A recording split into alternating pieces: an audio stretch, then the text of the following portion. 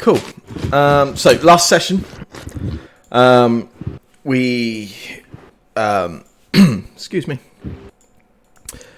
Last session we picked up post execution of Milson Meadowthorn. The rest of the group, bar Elwyn and Ella, initially made their way to the Hungry Horse Tavern, which is the ELF friendly tavern.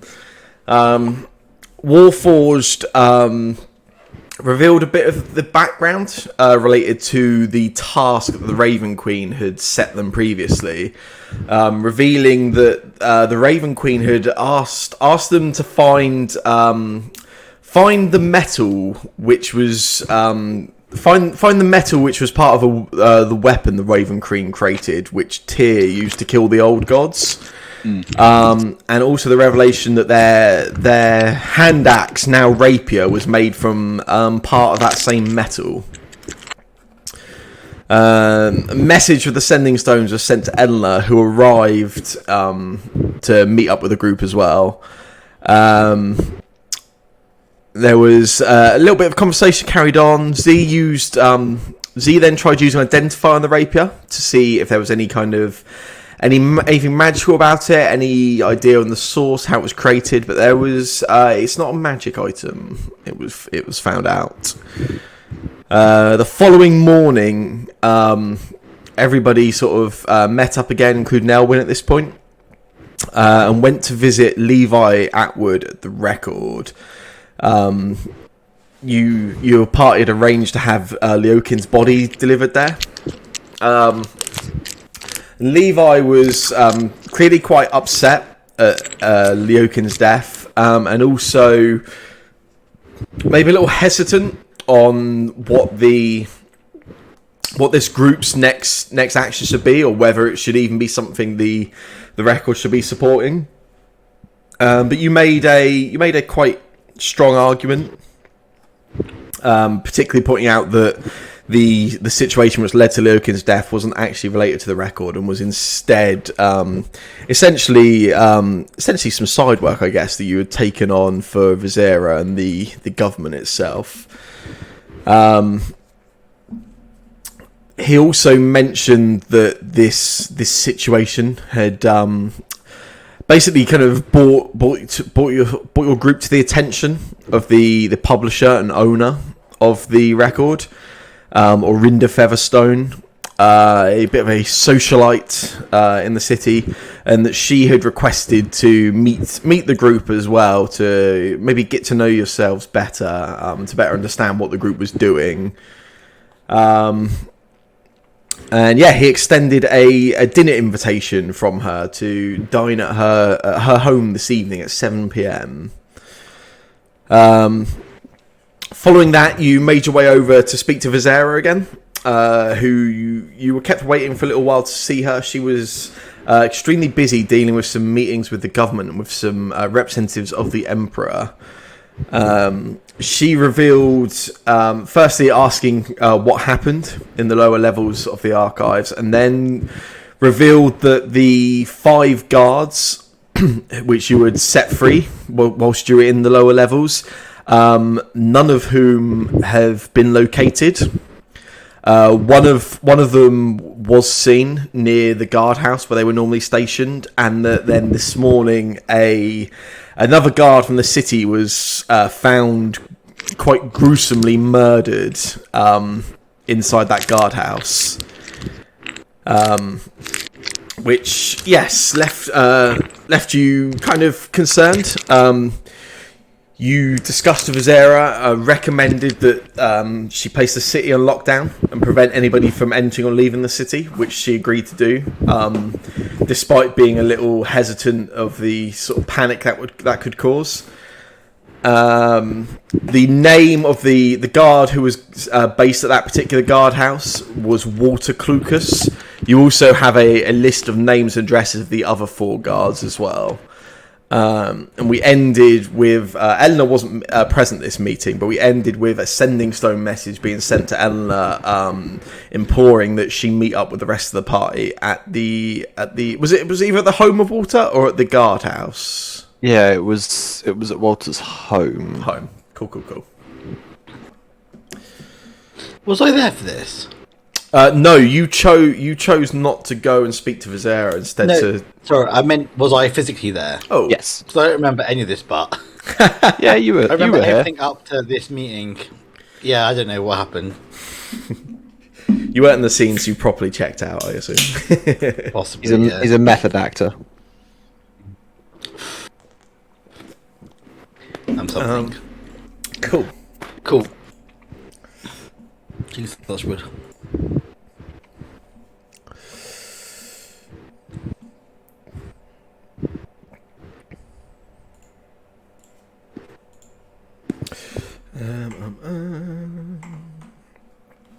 Yeah, so we pick up. Takes about 25 minutes for both segments of the party to make their way over to the home address of Walter Clucas. As both groups, as you sort of leave where you were and begin making your way over, it's pretty quiet. But as you carry on making this journey, you start to see more and more of the city guards starting to rush around the streets. There's a small amount of, maybe not panic, they're not really saying or shouting anything out loud, but there's clearly, you can see all the rest of the citizens in the streets becoming more aware of this increased presence and seeing guards of the City Watch rush up and down the streets in various directions, and you can kind of sense this kind of gathering tension within the city itself. But yeah, it's just come up to 1 PM as the entire group arrives at Walter's house.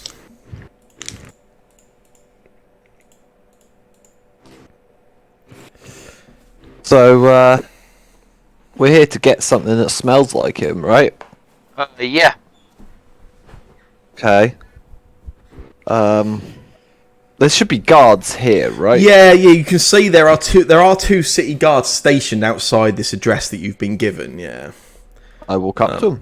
Also, I can't remember if I actually gave... I think possibly I didn't give you the full list of names last session, but the 5 guards who you released are... Hey. I believe we got names and addresses from the mayor. I think I gave... Yeah, you were given them, but I don't think I actually gave them to you as players, yeah. Cool. Yeah, I go up to the guards that are stood outside. Go, afternoon, guys. We've been sent to get something of Mr. Clucas's, to try and track him down. We've been sent by the mayor. You can see he eyes your group up and down initially, and he sort of steps up a little. Has one hand on this longsword sheathed at his side. He just says, "What evidence do you have of your right to be here?" Oh, it's a bloody good question. I'll step round in front of Z, and with my best intimidation face, say, "I'm Cole Garbin. Now get out of our way." Nice. If you make an intimidation check for me, would you with pick a advantage. Would I like? Would you like a 5? No, I would not like a 5 what I've got because it's for getting you. -3, I think, on it anyway. I try was- to Did I manage to resist roll that? going. I'm Carl Garbin in the background. Yeah, thanks. That was didn't seem to get the -3. That was only one roll as well. Can I roll it again? Yeah, of course you can. I didn't press the button for. Oh yeah, Take the first one. all of your effect has disappeared. It seems. Oh, what a shame. Really much better. Ah. So that's about 12 then, I think. Yeah, it Why makes don't it you use 12. your thingy roll for the guards and their checks? That's a good idea. Yeah, but what if I need to, kill people later? What with a 5? What if I need to banish them into another dimension? True. One moment, I'm just going to very quickly add your My -3. to everything. Yeah, I mean, don't worry about it, Z. If we need to improve our intimidation roll, I'll just punch them. Yeah. I just cast Fireball if you want. don't think we're quite there yet. No? Okay, well, let me know. You know the secret signal, it's fine.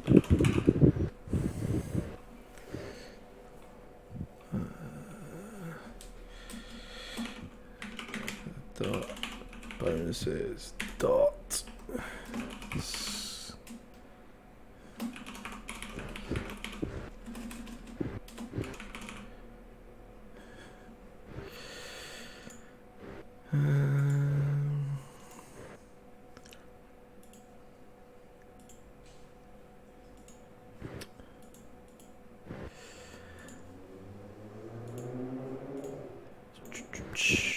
And that one as well.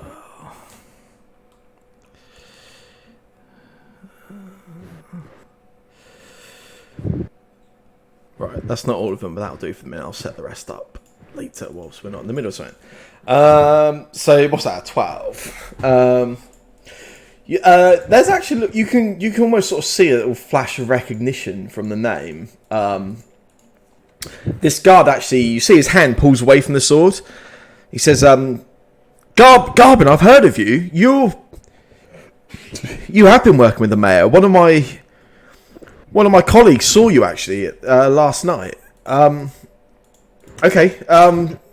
Sure. Are you aware of the current situation with the city? Yes. I shouldn't really do this, but okay. Fine. And he steps aside. He actually opens the door of the home and sort of ushers you in. You can see he's quite clearly sort of willing you to sort of head in quite quickly. He probably doesn't want to be seen letting you in. I'll look over at Z and Eleanor. Gesture towards the door. Yeah, here we go. Nice. Does he live alone before we go in? I'm going to ask. Yeah, the guard tells you he has no family. No. As I walk through the door, I can't help but just let out a really quiet, I'm Carl Garbin. And walk in the door. Growl. Yeah, you find this pretty small, modest home. Not much more than what you would sort of describe in modern terms as like a bed set. It's quite a small sort of living quarters, all in one room, more or less. You're just looking for any piece of clothing, or you got anything particular in It's mind? dirty washing. Dirty washing, nice. Pair of socks, preferably. Oh yeah, you find some very nasty, heavily worn, quite pungent socks. Yeah. These will do, right? Yeah, Owen? salt pepper. And I'll get Pev to sniff them out. Nice. Yeah, that's cool. Let's get Pepper to do a perception check, please. Would you like a 5? I've got a feeling Pepper might be on the mines as well, right? Where she's been revived. She is, but I think, does she not also have It's keen hearing and advantage on smell? sense. So yeah, she always has advantage. Yeah. Oh, so I mean I'll get a roll again. Yeah. Do a second one. Yeah. Whoa. Huh? Well, I guess you can have the 4 or you can have the 22. I'm assuming you'll take the latter. Nice. Yeah, she takes a sniff and you can see she gets quite a strong scent immediately. Initially starts looking around the home, can clearly sort of get hints of this scent all around. But Elwyn, you can communicate quite easily that you're looking for this scent elsewhere, like for any other hints of it around the city. Should Pepper be on 2 health still, by the way? Oh no, she should have healed because you were rested, didn't you? Yep. Cool. There you go. Alright, can I open the door and then just chase the scent? Yeah. Is there anything else anybody wants to do here before you disappear, or are we? Just quickly look around. Is there any sign that the guy came back here? I don't quite know what that would be, to be honest. It's pretty messy and it's not pretty well maintained. You could spend a bit of time looking for any kind of hints of recent use, but as an immediate thing, it's a bit of a dump, to be honest. No, that's fine. Follow the dog. Yeah, everyone happy to follow Pepper's lead, yeah? Was there any pictures of him? No. Oh, we've seen them already, haven't we, when they were leaving? Alright. You have seen each of these guards, yeah. Although you don't know names of each or names to faces, you have seen each of them, yeah. Your group. Whole party happy to follow. Mm-hmm. Yeah. Cool. Yeah. Yeah. Pepper heads out, and that guard, as you leave, actually grabs you by the arm quickly, Carl, and just says, "So, what's actually going on?" Just going to shrug him off and keep going. Yeah, it's fair. And as your whole party sort of disappears up this street, you hear he calls after you again. He says, "Don't make me regret this, Garvin." Turn around and give him a wink. While we're moving, can I try and take one of the manacles off of Pepper? Yeah, definitely. No worries. You Cool. can keep pace with us, not a problem. He's ready. Yeah. Pepper starts leading you up through a sort of maze of some of the city streets. Occasionally stops, trying to get a bit of a stronger sort of guide on the scent. But is able to, got a 22, so is able to do it pretty well. Again, you sort of spend initially about 20 minutes or so following this scent, and working your way through the city streets. And as this is happening, there's, again, this growing tension of the city is now becoming quite clear. As you're sort of dashing up some of these streets, you hear conversation. People are starting to speculate what's going on.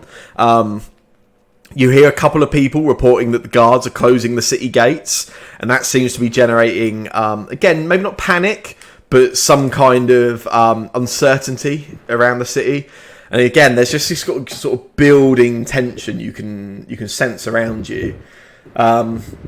As Pepper carries on leading you up in this on this path, as you round the next street, you come onto one of the smaller markets of the city. And as you get there, this tension has clearly begun to boil over. The market itself would normally run into the early evening, to sort of 7-8 p.m. But you can see merchants are starting to pack up. Particularly sort of some of the travelling merchants that come into the city each day seem to be packing up in quite a rush. And the whole of this small marketplace is it's just crowded. It's sort of it's kind of getting manic, basically. You can see people starting to sort of brush up against shoulders, pushing to get way to past wherever they're trying to go more urgently than others. And it does slow you down somewhat, but Pepper still manages to keep quite a good sort of keep on this scent. Yeah, it takes another 5-10 minutes. But you finally, after sort of about 30 minutes or so of travel, Pepper comes to a city watch house, one of the guard houses, and you see she sort of pulls up and stops just across the street from this guard house. Outside of this particular guard house, there's 4 guards stood outside on duty. This is quite strange. Normally, guard houses are manned indoors, but they don't have like a guard outside. And yeah, Pepper stops at this point and signals to you, Elwyn, that the scent seems to lead inside. Oh. Sorry, what was that? I just shout Carl. Mm-hmm. Yeah, I'm there looking at the guardhouse. I believe they're in here. Well, you best need to lead it for this bit. The 4 standing outside, none of them are the ones that we saw coming out from the... Certainly doesn't look like it initially. I'll get you all to make a perception check quick.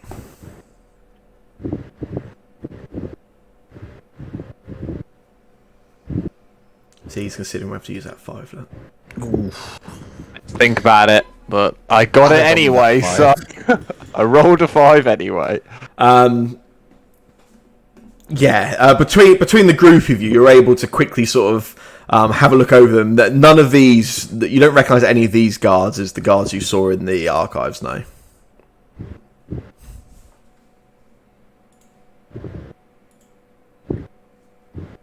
4 of them. Yeah. What are they doing? They just seem to be. They're literally stood outside the guardhouse itself, but quite clearly sort of stood around the entrance to the guardhouse. There's quite a lot. Again, there's quite a lot of people dashing up and down the street. It's quite busy here. Are they watching the people that dash by? I guess what I'm actually asking is, do they look like they are conscious of what's going on, or do they look a bit vacant? Oh, they are absolutely paying attention to whatever is going on around them. Yeah. Is there a back entrance to the guardhouse? Would I know? You're not overly familiar with this particular station. It's not one that you've ever been in yourself. You could take some time to have a look around if you wanted to. Mm. The Warforce get information from the forest out there.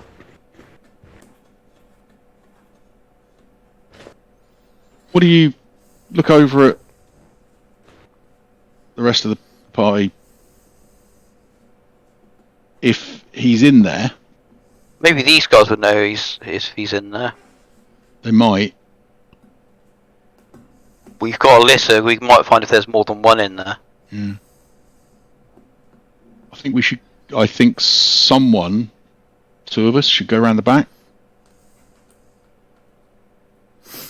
So some go through front, some go through the back. Mm. What about you and Eleanor? Do you want to go around the back? Yeah. Sounds good Yeah. to me. Us 3 go in the front.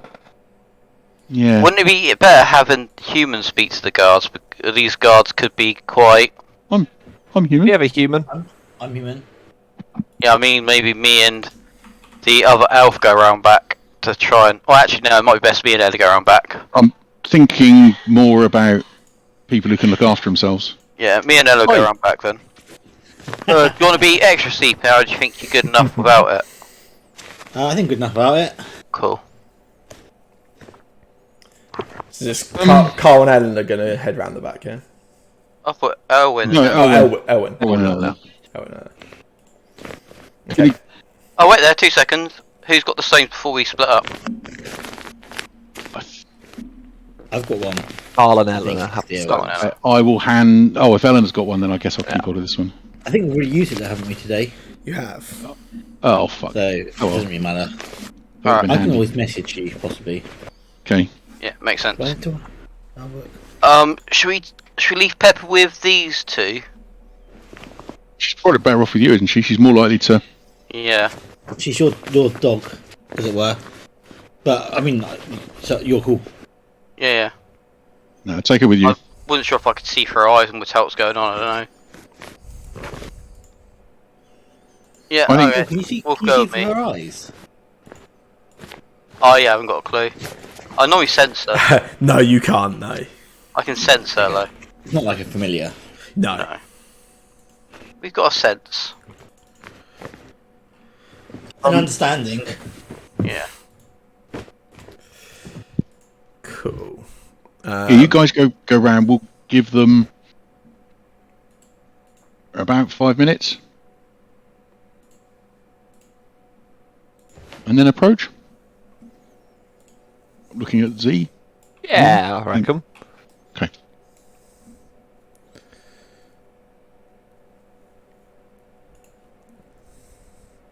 Cool. So Yeah, we'll go around the back and see if we can find a back entrance and just sort of like keep an eye out and stand in front of it if there is one. If there's not one, then I guess we'll come back around the front. yeah, that's cool. So yeah, you sort of try and be particularly stealthy, or you just sort of Very stealthy. that's cool. In that case, let's just get a stealth check from you folks then. Oh shit. Yeah. Nice. So Group stealthy. check. I was Group about check's okay, right? I was about to bloody cast pass out trace, I was thinking as well, but I didn't. Cool. Yeah, you both make your way round to the back of the watch house. Excuse me. Yeah, you're able to make it round. No great problems. There's no guards round the back there. You sort of have a look around, try and make out if there's any rear entrances, anything like that. You can't see any doorways or anything. There are some windows at the rear of the building. But in terms of actual entrances, there's nothing you can see there. No. Are you at climbing, Eleanor? 1 second. I don't think so.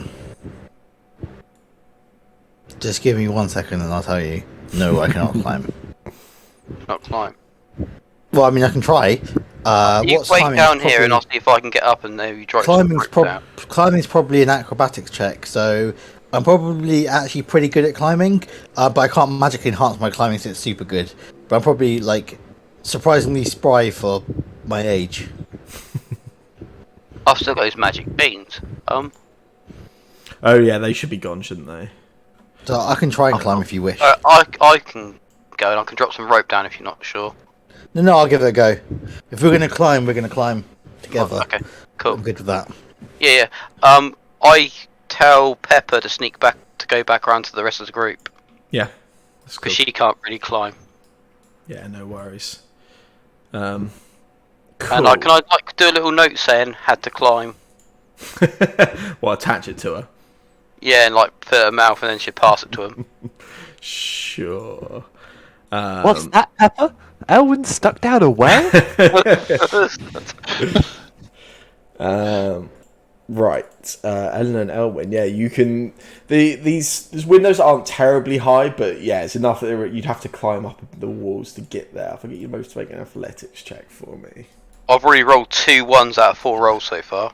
Oh, is it athletics or acrobatics? Athletics for this one. Oh, this is not good. Probably going to fall off. Oh, that's fine. Give me one moment. Sorry, hang on.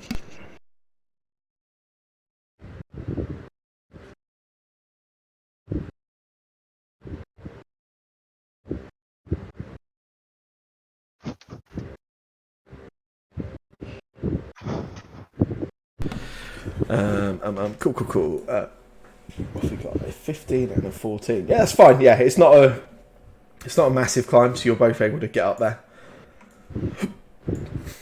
Yeah, you both climb up to the window, and you're able to. The window itself isn't kind of sealed or anything like that, so you're able to make your way in.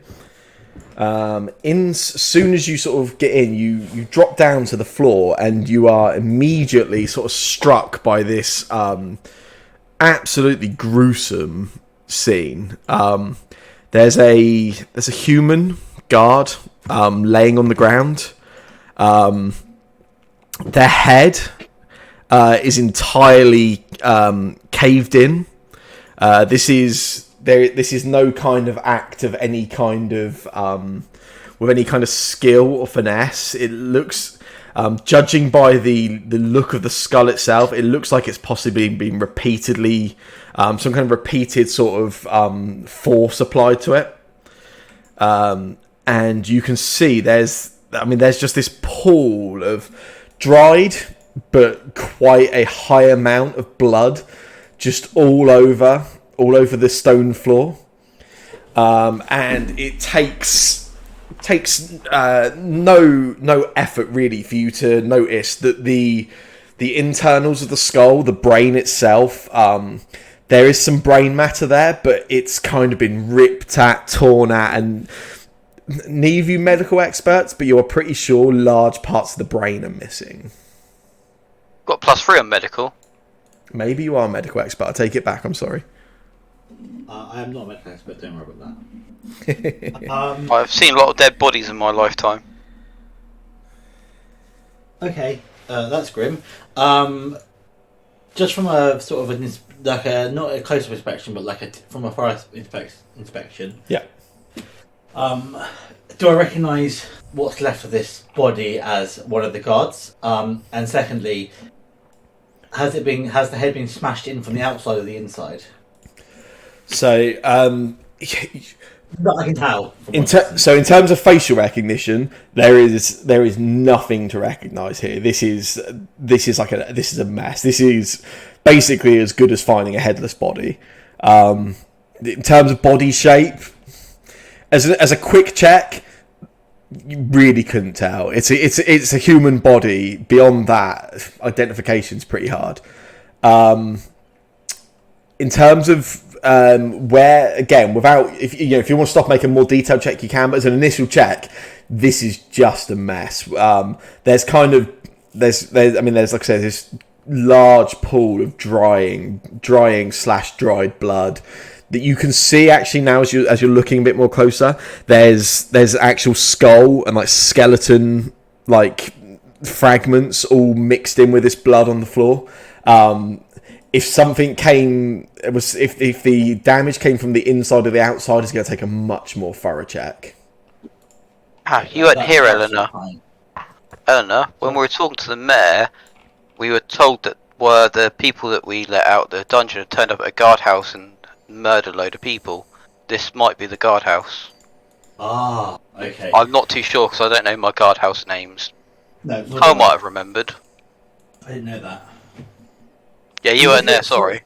Somewhat familiar with the scene we saw when we saw the Garbanoid eating the guys, when we went in. With the what, sorry? Remember when we went in first? Oh, yes, yes. It's sort of reminiscent to that scene. Yes, very much so, yeah. It would certainly, yeah. Is there any footprints in the blood that I can possibly track and follow?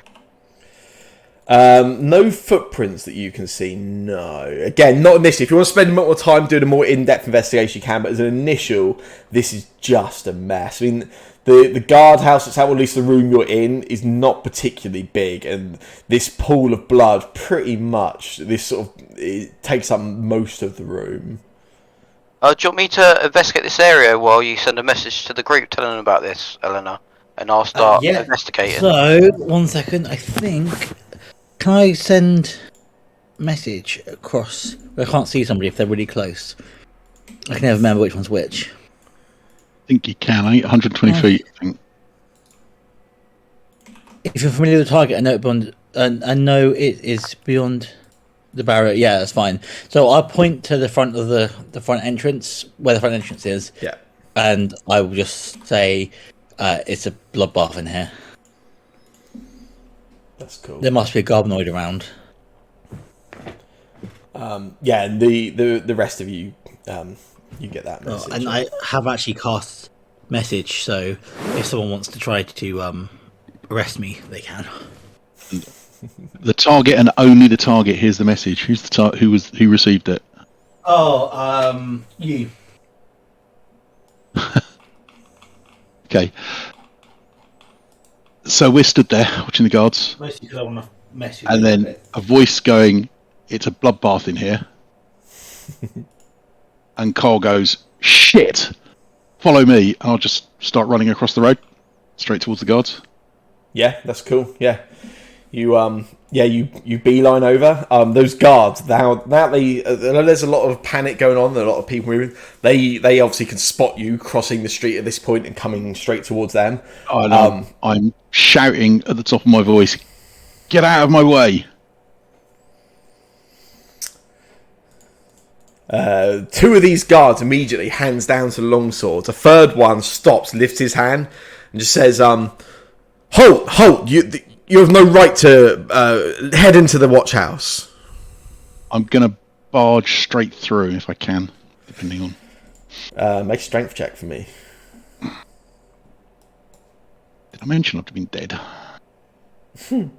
Yeah, it's terrible time to be doing this, really, isn't it? Yeah, it is. I do remember someone suggesting we should wait 3 days. Oh, Yeah, I can't remember who. Still not getting the -3, but I'll live with that. Yeah, that's cool. 18's good.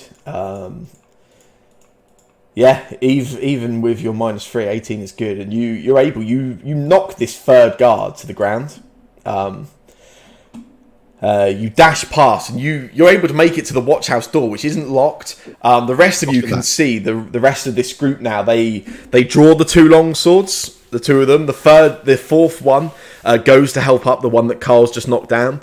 Carl, you swing the door open, and immediately this room is about 15 feet by 15 feet. It's only like a small sort of office entrance sort of room.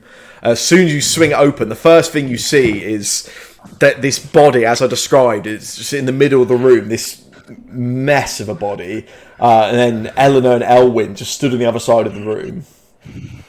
One of the guards with the longsword comes up and then just stops as he reaches you and stops. He just says,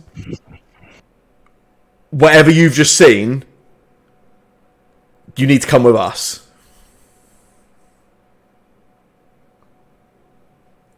Looking across at Eleanor and Elwyn. Is he here? You're meant to be finding out from the guards, right? You told me there was a blood. I thought there was a fight. This is probably the watchtower that the mayor said to us that was the murder area. That the guards did. Turn to the guard, who's obviously trying to get my attention, and just say, "Is this Walter Clockass's work?" What do you know about Clucas? Literally that he'd murdered some guards. We thought he was here. We thought we were following him here. Where is he? Nobody knows. He was seen nearby on the street last night, and then when I came to take over this morning, this is what I found. I'm guessing, can me and Ellen hear this conversation? Oh yeah, absolutely. Yeah, this isn't a big. Can I whistle for Pepper to come to me then? Yeah. Got some splaining to do. See his massive whistle from inside. Shit. How do you know Walter? We know of him. We've been told to find him. By who? The mayor? Do you know, and I'll get out the bit of paper with their names written on, do you know Blake Meadowsaw? Brock Proudflow? Barry Laidlow? Ludwig Sursk? Barry Laidlow was originally Barry Ladylow as a reference to Barry Manilow, but I thought it was too on the nose. Love it.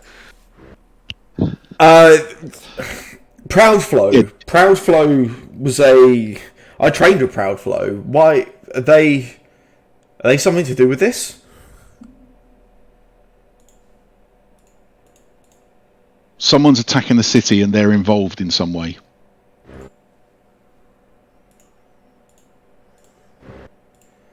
But we don't know what. But it's imperative that we find them before more people die. What the? Do you really believe Walter did this? This is... I've never seen anything like it. And then you see, he sort of turns, you can see he sort of dry heaves for a moment as he looks down at that body. It's quite... It's grim.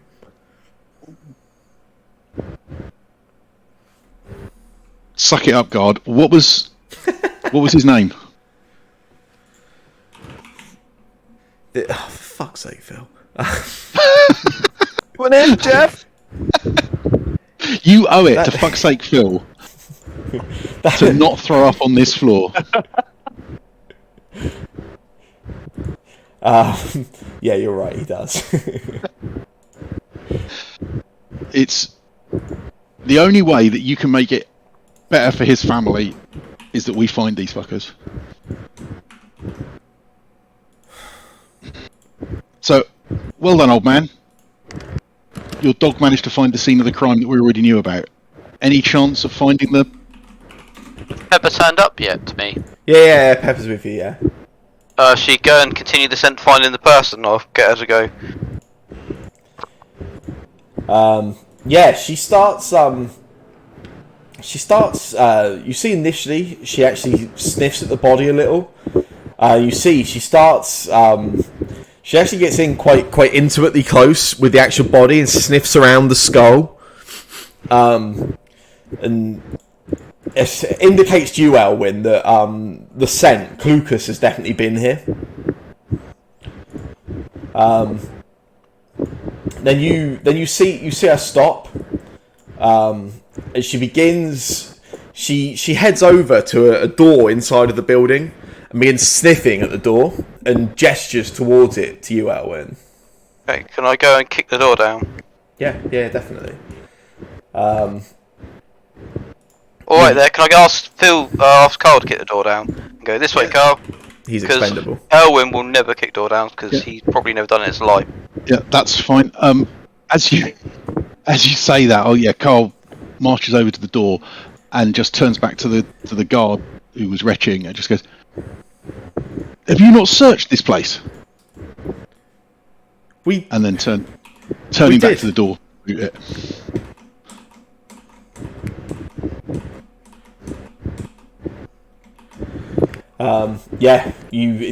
takes no real strength. The door's not secured anyway. You knock it down, and as you do, you come across what looks to be like a storeroom. There's some there's a few there's like a couple of buckets. Just like some odd looks like a mix in like some cleaning storage as well as there's a few bed rolls. Looks like maybe these are used in the cells when they need to be replaced, something like that. No sign of any kind of no sign of anybody in particular. Pepper though immediately barges past you, Carl, and heads over into one corner of the room, and moves aside with her paws, pulls at one of these bed rolls. And you find there is a couple of stones over. It looks like some kind of looks like maybe some kind of access grate. And it's you can see it's actually slightly loose and it's just set to the side. Is it person sized or? Yeah, you could easily set someone through there. Yeah, and it actually seems to lead. You can see this. Sorry, I should probably explain this a little better. This isn't this. When I say grate, this isn't like a grate in the floor. This isn't leading downwards. It's like as if it's letting air between one room and another. It seems to lead through to a room adjacent. But yeah, a human could accidentally. You probably have to crawl through. You have to get down and squeeze through it. But yeah, a human could definitely get through there. Do you want me to go first, Carl? Yeah. Okay. Owen will go first, even though he doesn't want to.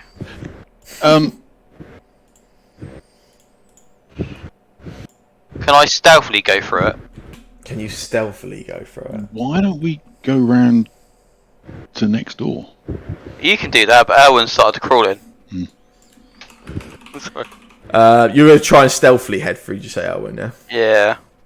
And Pepper probably follow behind me. That's cool. I'll get you to make a stealth check for me quick.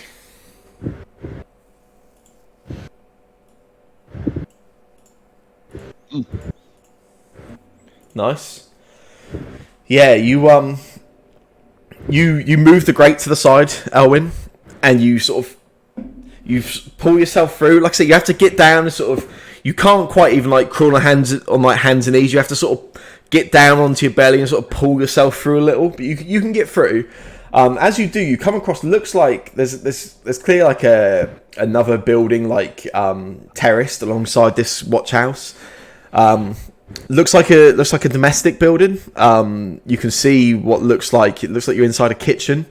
And as you head in, you immediately spot a human female late 50s, early 60s. Again, just hard trauma smashed to the head, you can see. And again, the brain that looks like it's intact this time, but the skull has just been smashed to pieces.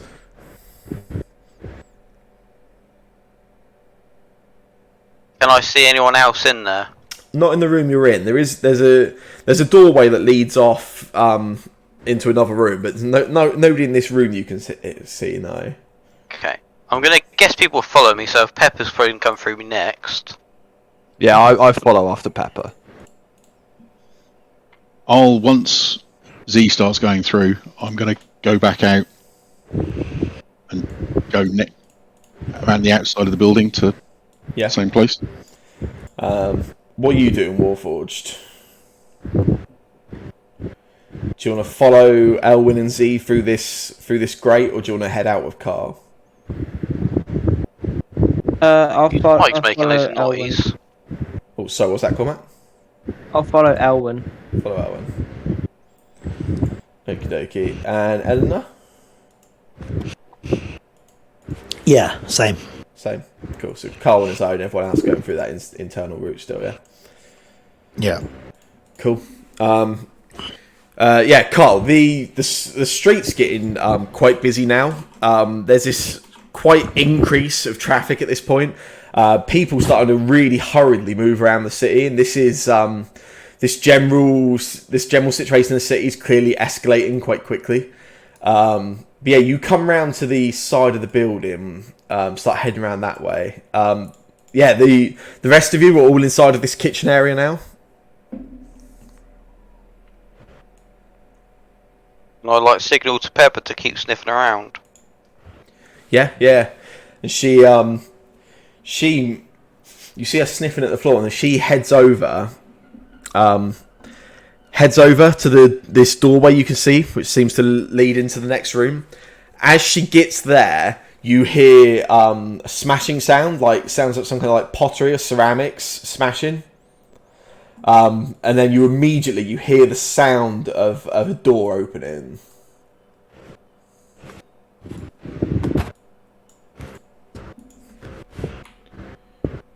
I'm right behind you, Elwyn, so... Can I see who comes through that door? And if it's... Yeah. I'm going to grab my cane I've been using to walk with. Yeah.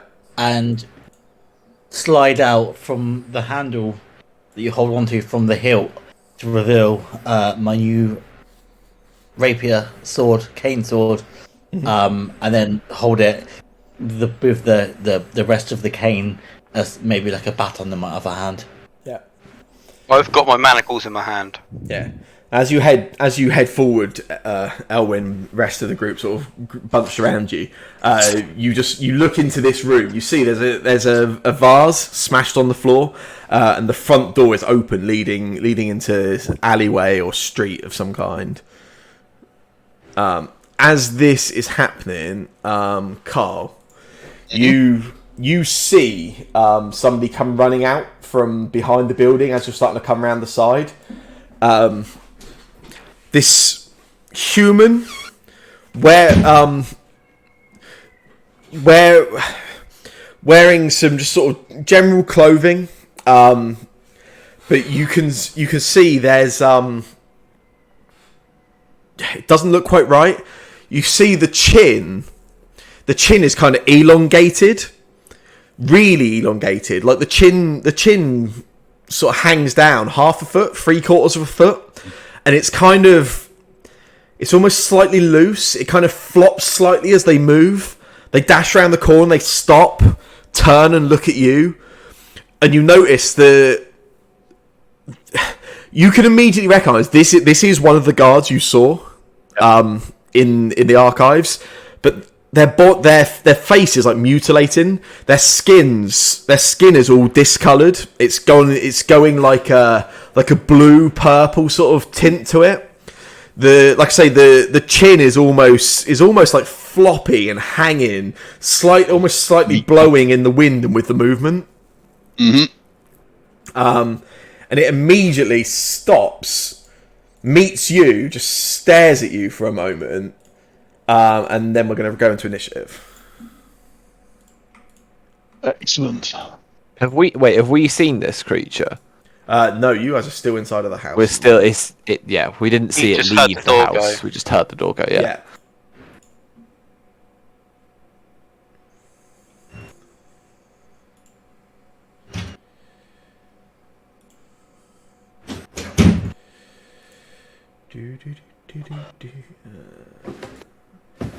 Arbanoid. Did you finally use that 5 then, Z, Did I? for your initiative? It looks like it, doesn't it? Oh, is now a good time to suggest that, in the spirit of 1D&D, we should start playtesting the rules, specifically the one about DMs can't roll crits? Yeah. Sure. Let Carl die. I think that our discussion the other day about inspiration not using it enough. All humans get inspiration every long rest now, don't they? I was going to put that out as well, yeah. Oh wow! Wait, and DMs can't roll crits ever? Is that just a new rule? It's not a new rule yet. They're considering critical hits, and they're suggesting that when players roll a critical hit, they get inspiration, and that DMs 20 is not a critical hit for a DM. The critical hits is something only players do, which I can kind of see the argument of. I mean, it makes you feel more like a hero, I suppose. But then the balancing is weird. Like, I think if you're a player who already plays with the old style rules, then you should probably just keep those rules because the DM's going to know how to balance encounters better. Cool. As it happens with the rolls, Carl, you are top of initiative. Excellent. I am going to. I suppose I should actually. Oh yeah. Be inside the map. Those of you inside the house, I've put you out on a street, assuming you're right by the doorway as this is all happening. But yeah. And who are the green blobs people? All these green tokens are just general citizens, commoners. Yeah. Oh, there's a commoner in between. Yeah, and that guy is the Garbanoid. Yeah, Garbanoid number 7. There's 7 of them this time. Think I am going to move. Oh, that's handy. To there. Yeah. And a bonus action rage. Nice. I guess I click that. You do. And I go usability. And then does anything else happen? Yeah. It doesn't do it automatically, but if you click your wild surge ability. That's over here, yeah. Effects. To do superiority. No, features. I think it's under features, yeah. Path of Wild Magic. Wild Surge. Yes! This makes me happy.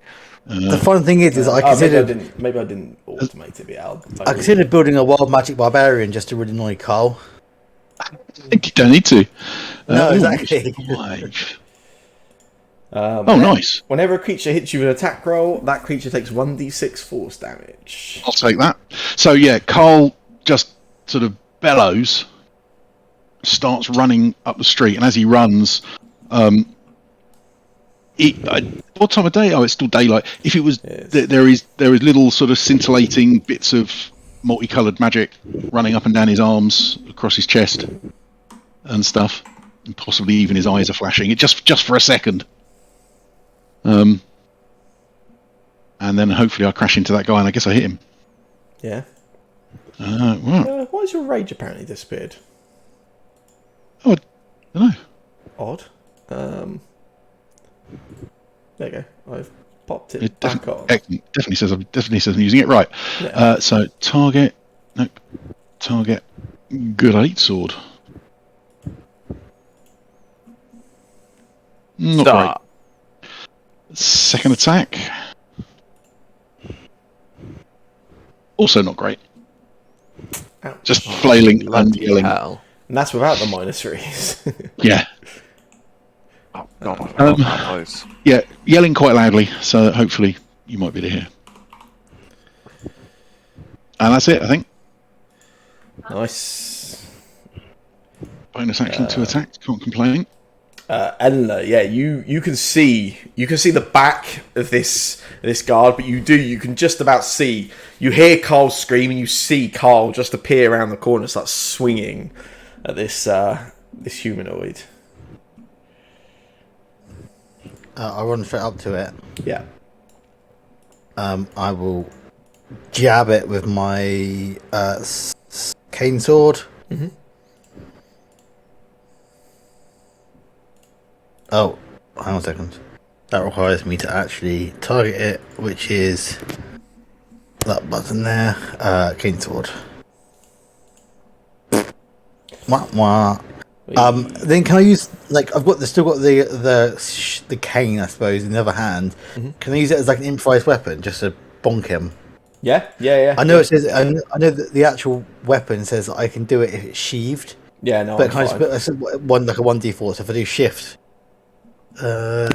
attack for a Wow. Hey. nice. Oh, and I rolled 4 on the damage dice as well. Nice. Wait, why is it twice as much sneak attack? Is it because it's critical? Yeah. That's some So- damage. So you Oh, sorry. Give me one moment. Hang on. Flipping Nora. What type of sword actually is it then? A cane sword. Yeah. Well, yeah, I'll give you that. It's a homebrew item. I figured. I was wondering what weapon it was based off. If it I was don't really know. short sword or rapier. I don't really know. I actually have no idea what damage it does. It does 1d6. It does 1d8 damage apparently. Okay. Sounds So like I guess a rapier. I don't know. So that's rapier. I just wanted a cane sword because I Yeah, wanted makes to be sense. more hidden. So Yeah. yeah. With Also, not, 'cause I'm kind of a little bit old. hopefully Sam's not listening. With the bludgeoning.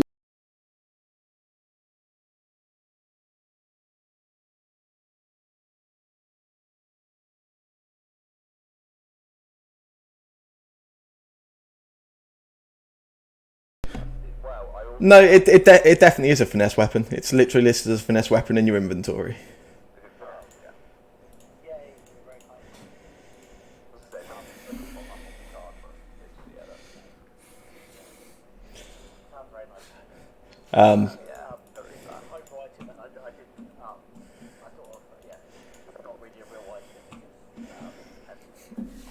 I think it's fun and it's thematic. It's cool.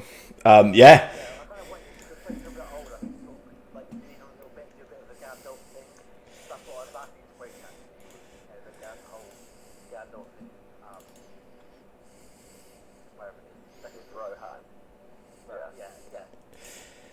It's shockingly effective.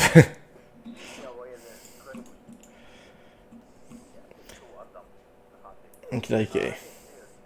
Oh yes, you can. Yeah. Oh yeah.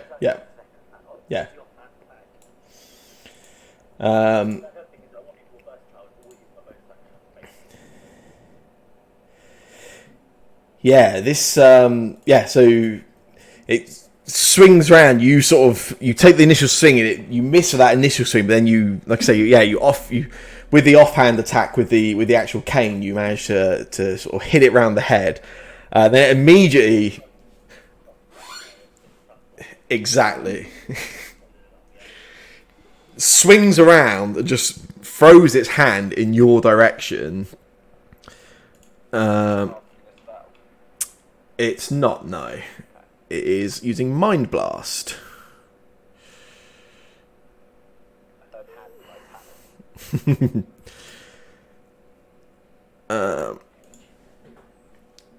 Why is it targeted nobody? That's bizarre. Well, you're all lucky there, aren't you?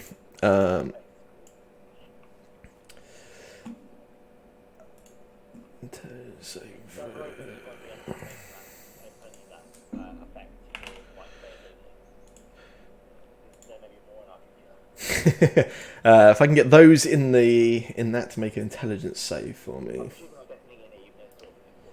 Yeah.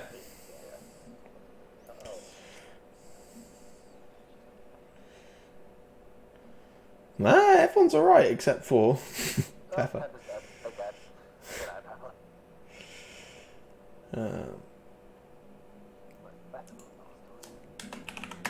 It's 23 psychic damage for Pepper.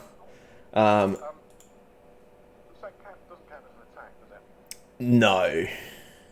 Oh, that feels like that's unfair. So it doesn't count as an attack, so I don't get sensible. It doesn't count as a spell, so I might at least. Yeah. Basically, Awkward. sucks to be you. I think I'm a kind GM at times. Unfortunately, it doesn't always go your way. I mean, literally all of the party other than one passed that, so it was far less effective than it could have been.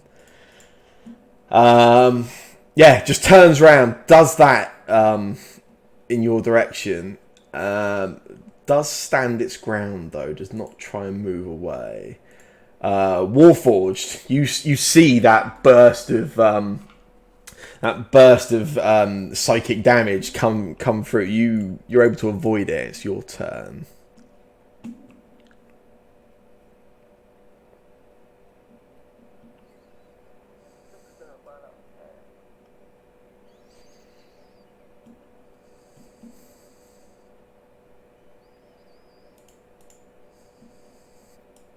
Wait. Sam, Yep. I forgot how D&D works. Okay. So do we get one action, right? you get one movement, one action, one bonus action, and also some other things. But those are the main ones. I'm just gonna step up here.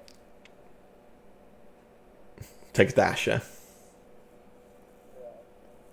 Okay. Any bonus action? Okie dokie. Elwyn, yeah, you avoid that psychic blast, but you see Pepper just lets out this sort of like whimper and falls unconscious to the ground. Pepper should have been stuck indoors. Did I notice, did they cast that with the hand, or was it like a... Didn't seem to, just spun round and this damage came out, yeah. I'm gonna go with Step Strike. Yeah. Sharpshooter. What's gonna be advantage? Yeah.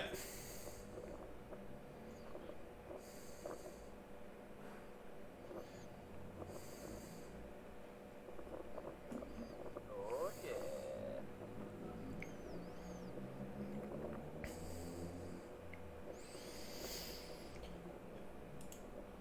Yeah, 26 damage.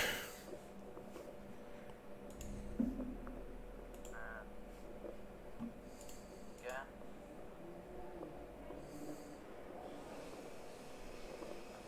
Nice.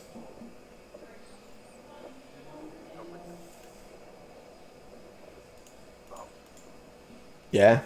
You let the first one go immediately. Before the first one's even hit, you've already pulled back, let go of the second.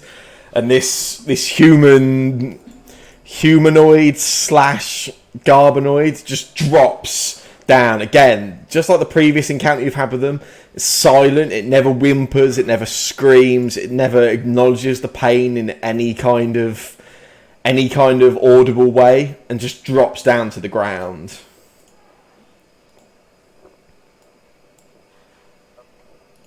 I'll be out of the distance. Yes. Can I dash up to it and start dragging it into the alleyway? Yeah. Yeah. Get it out of the street as quick as possible. I have the back. Can I do a cure wounds on Pepper? Yeah. Go for it. I'm watching to shoot my my sword straight away. Yeah. I suppose actually you should take this inside the building. The building seems empty, isn't it? Yeah. Then I can put them over there. Yeah. I'll leave her out on the street, but yeah. Yeah. She's still stunned at the moment.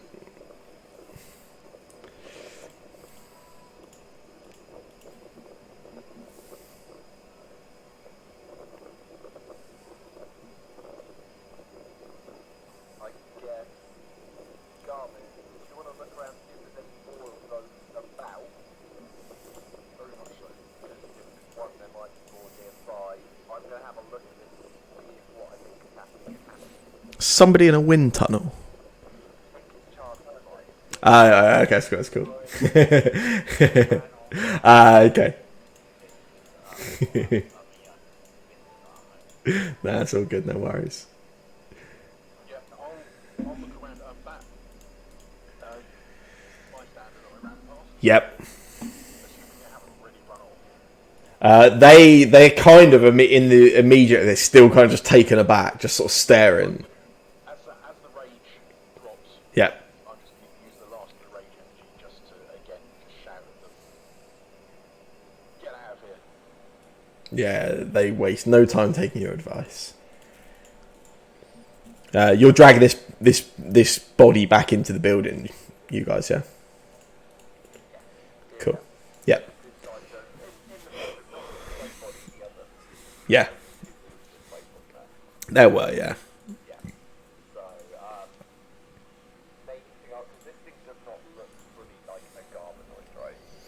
No.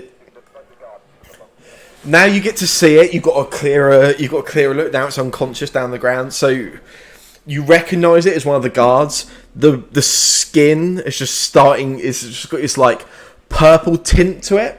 It looks heavily unwell. Almost looks like somebody's just sort of face painted it, I guess, almost. But there's clearly some sort of discoloration to the skin. The chin, like I say, is sort of hangs about 2/3, 3/4 of a foot down, and has got this like almost jelliness to it. It's like as if you sort of poke it with something, it just sort of flops and rolls a little. And you do, as you sort of spend a little more time looking at it, you notice the fingers are elongated. They're kind of they're stretched out a little, just not ridiculously, but they look a little inhuman, just a little bit too long, a little bit too slender. So like it wouldn't be a far stretch of the imagination to assume that this guard was turning into one of the creatures we saw in the what it was done in that alleyway and how it started to work. Are you certain? No. Is it a illogical leap to say that? Absolutely not. No, it's certain. That certainly seems to have some kind of logic. Yeah. Got one of those little brain things in his head. That's kind of what I was about to just find out. I pull out a dagger. Yeah. Have you ever done anything like this before, Z? I mean, sure. That makes you feel better if I say I have. I've probably done similar things to this before, but if you're confident to do it, I may have a steady hand for it. You want to do it? Be my guest? I'm just saying, if you've done it before, I'm fine with it. This would be a first for me. Okay. I've had dagger over to Elwood if Elwood... I've got my own daggers. Yeah, I know, but... I used these daggers to make me feel better. It was do what you wanted to do and I'll try and do the head. Yeah. Are you trying to do this any kind of finesse, or are you just cutting? Yeah, with finesse. Like done with creatures and like animals, and I've tried to I've done a lot of the foraging every time I've done it, so... Yeah. In that case, I'll get you to make a medicine check for me. Yeah. Nice. Yeah, you go through. Yeah, you're able to. You sort of slice it apart. The whole as you're doing it, with your knowledge of human anatomy, where you expect the skull to be solid, where you expect the cheekbones, just the standard facial structure, everything's a little soft. You sort of, as you begin to peel away at where you think the bone structure should be with the daggers, it's almost like without much force you can just push the daggers actually into the bone structure, like the bones are slightly liquefying. but you do it, and you're able to pull back on the scalp, and it sort of peels away. As it does, there's this mix of like red blood, bits of the brain matter itself, but then this purple ooze as you peel back the skin. The skin and the scalp is almost coming away in your fingers as you peel it back. It's gruesome. It's horrific. You peel it back, and you see a brain where you expect a brain to be. Then I've got like a box. Nope. I guess we're seeing if this brain front walks, aren't we? Yeah, I guess. Does it look like the brain has grown legs or anything? Or like it's like mutated? You don't see any legs currently, no.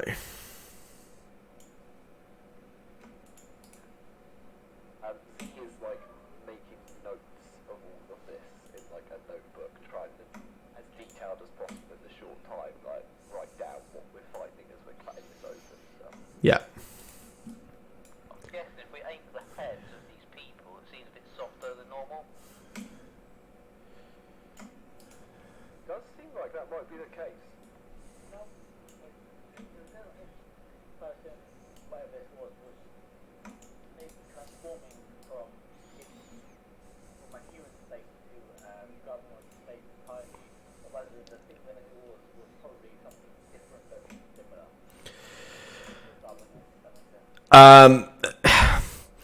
Hard to be sure because killed a few of them. Yeah, maybe not quite experts, but can you be absolutely certain of that hypothesis? No, but you'd probably feel relatively confident to put that forward as a solid. Yeah, solid. Yeah. I do so. Warforged, or someone, do you want to get the rest of the guards from out front of the building and bring them over and we'll let them know that I think Garvin's out there already. Someone yelled for him. I thought it was with you, I thought. Oh, yeah. I don't know if you want to get the guards and let them know we found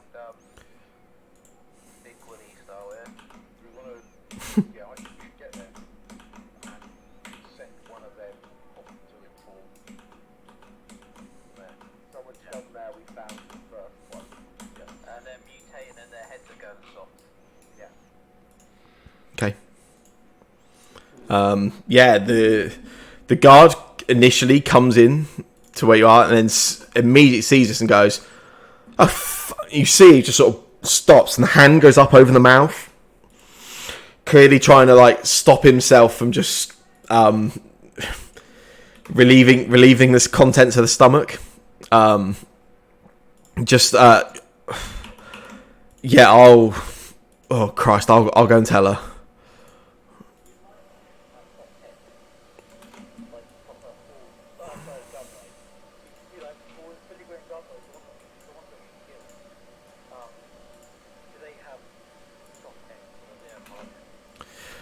They did have soft heads, the ones you encountered before, yeah. Okay, so did that. I'm not like transitioning from like human head to like getting all the bones and regrowing the bones something and they're all soft skinny heads. No, yeah. With heads, isn't it?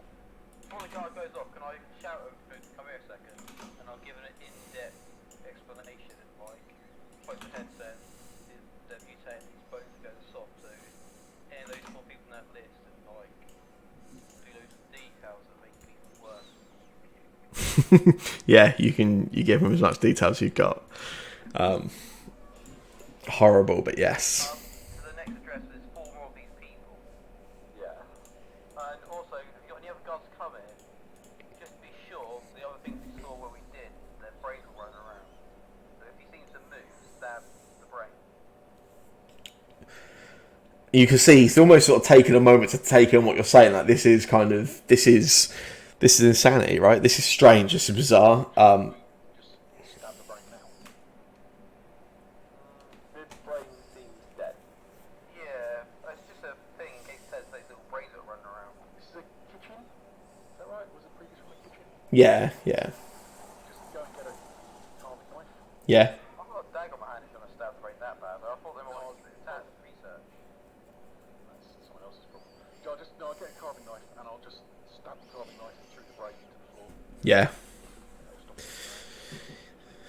The horrific sort of squelching noise you would expect. Yeah. Alright, we've got 2.5 hours to go. We've got 4 more people on the list for the next house. Or do the guards know where any of these 4 would be? The guards have got no idea, no. Yeah, you've got home addresses for all of them, yeah. But you were also told that none of them have been seen at their home addresses since the... Conscious again. So, do these things have a smell different from person? Oh, that's a good idea. Can I see a sense and figure that out? If they have a different smell. She can attempt to. With advantage. Do they smell different, Pepper?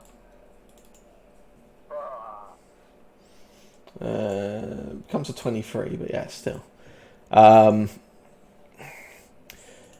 There's a unique smell to each, like any person. But no, nothing that seems to necessarily signal that a scent is... Yeah. Just go to the next house, hopefully get this one done half an hour, next one half an hour, next one half an hour, then we can do dinner. Is this thing just eating?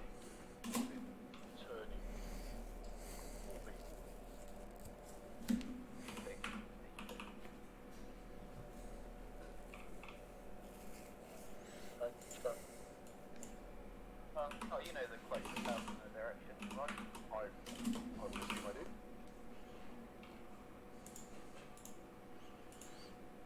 Yeah. Maybe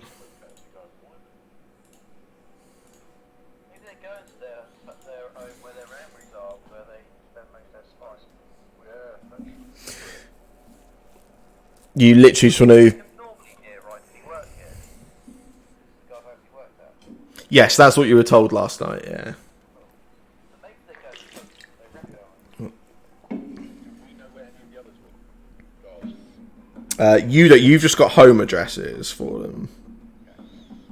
But did one of them say they knew one of them because they trained them? Yeah. Hey, Richie boy, where did one of you do? Where was you based? Brock, I don't know. We trained together, but I know he's in the watch, but I don't know. To the house and search them. Just before that, Mhm. is there perhaps a map in the guardhouse of the city, much like the one on the front of Yeah. the thing? And does it perhaps have any other guardhouses mapped on it, marked on it? Yeah. You can find a map that has all the guardhouses on. Yeah. So, thought is, find you're going to live on average or live near your guardhouse. Work out. Yeah. You guys make sense? Yeah. So let's find the nearest address and the nearest guardhouse. Go out and let's go there.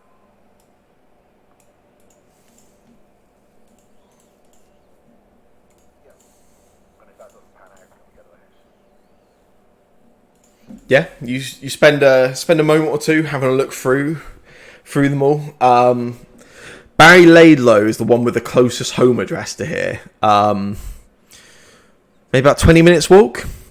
And then you sort of have a look. There's probably like 2 or 3 guard stations within sort of 5 to anywhere between 5 and 50 minutes walk. But you can decide on which one you think is closest. Yeah.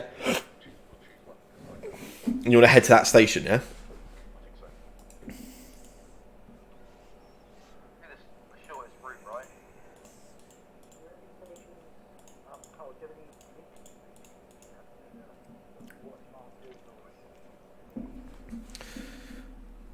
Not the ones you're looking at currently, no.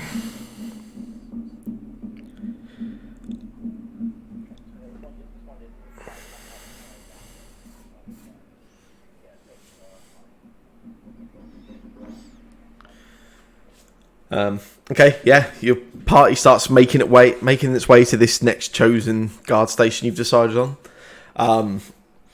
You leave the immediate area. There's a little bit of panic in that area already as the guards sort of gathered around that building now.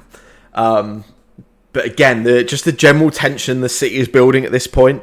It's getting busier and busier. You're starting to see you see people quickly gathering children off the streets and ushering them at home, trying to get them out of the streets. Everything's becoming quite manic at this point. We're not in riot mode, but the city streets are clearly panicked at this point. Nobody seems to have a clear understanding of what's going on, but you hear more and more people speaking about the gates being closed now. There's a little bit of speculation. You hear some people mentioning orcs, and that maybe this is something to do with the war on the borders of Jakrash. You dash away, making your way over as quick as you can. It's getting a little harder to make quick movements with how busy the streets are getting and how manic things are getting. You make your way over to that next watch station, guard station. You arrive, no sign of guards outside or anything like that. It's in a slightly quieter street. It's a bit of a residential sort of area of the city. There's still people panically moving around, but it's a little quieter than that sort of market area where you were previously. Knock on the door or just walk straight in, Carl? Walk straight in. Yeah. You head in. As soon as you open the door, there's two guards. There's a female human and a male dwarf. And you can see they're actually stood over a map themselves. And as you enter, you catch them at the end of a sort of sentence discussing a certain gate being closed on the city walls. And then they stop, and the dwarf turns around and just goes, "What do you want?"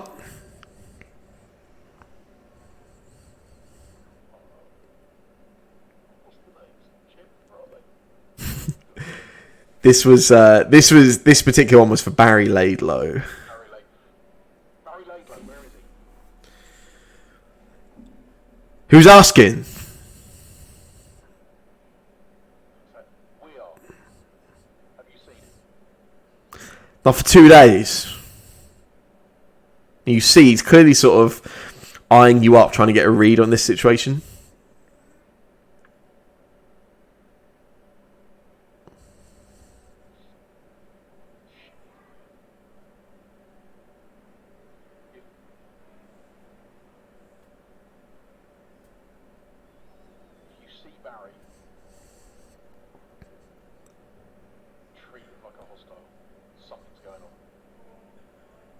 Where is he normally hanging out as well? You find out his normal hangout spot if it doesn't work. He might be there. Hang on. Who the hell are you? Confirmed citizen. And he turns and looks at this human male, human female guard. Then she steps forward and she says, "You must be the group that went into the archives.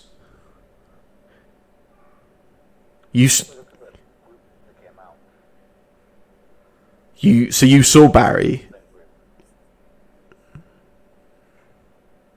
Yeah, we saw him when he came out.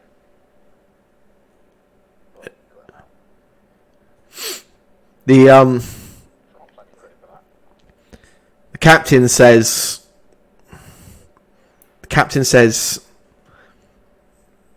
something could have happened to him. Yeah, you think so? And that's why they're shutting all the gates.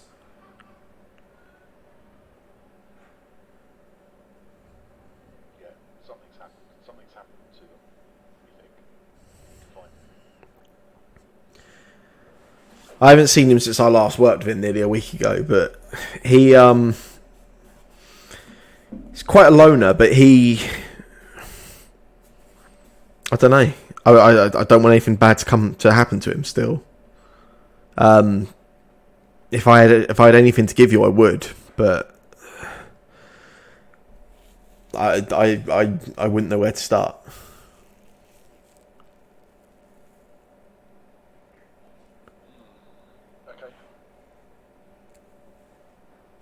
see him, just take care. Okay. Turn around and look at the others. Okay, go to his address then. Yeah, I think so. We do the said thing again. We should have had him dead by now for getting our dinner plans correct. Maybe we'll find two in one place. Hopefully. Maybe we'll be lucky and get all four. Come on in. So you want to head to the home address instead, yeah? Yeah. It's not far at all. It's 7-8 minutes walk. Yeah, you head over there. But like I say, this is a more residential area. The streets actually get sort of eerily quiet. It's clear that you can see people inside looking out the windows, trying to see to get a feel for what's going on. But it seems like most people in this area have sort of, already got themselves home, trying to avoid whatever is happening and building in the city. You reach his address, sort of modestly sized home actually, working class, but nice. Like, this is a step up from Clucas's home where you were previously. You can see there's two guards outside the entrance to this home again. And as you approach, one of them actually steps forward and goes, "You must be the group that the mayor's told us to look out for. Have you found any of them? We've not seen a thing." Found one so far. Who was it? Cluckus. And he's okay, he's safe.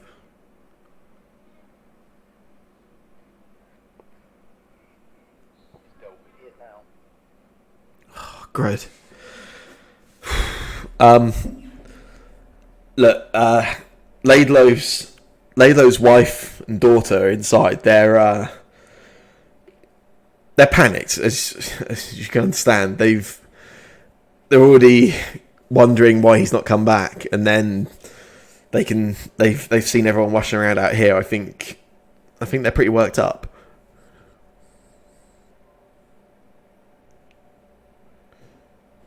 Is there anything? Do you need to speak to them? Do you think they might know anything? Oh, they seem. I believe they haven't seen him. They seem genuine. We may be able to find him if they have something of his so that I can help track. I could ask. What you like, clothing or? Yeah, clothing, take worn and not washed. Okay, give him a moment. You see, he leaves the other guard there and he goes indoors. You have to wait a few moments. He comes back out and he has a tunic, slightly dirty. He hands it over. And he says, "Laidlow's wife said there's this. He wears it when he's off duty. I don't know if that's enough. What are you hoping to do?" Get Pepper to snip, we're going to track him down.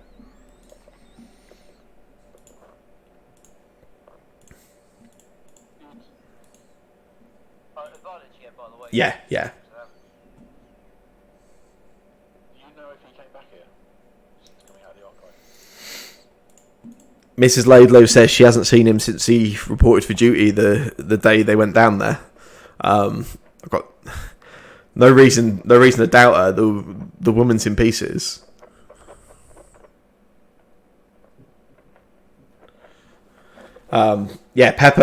Pepper sort of tries to pick up the scent, tries to get a good sort of a good smell. Then yes, signals to you that she's got the scent.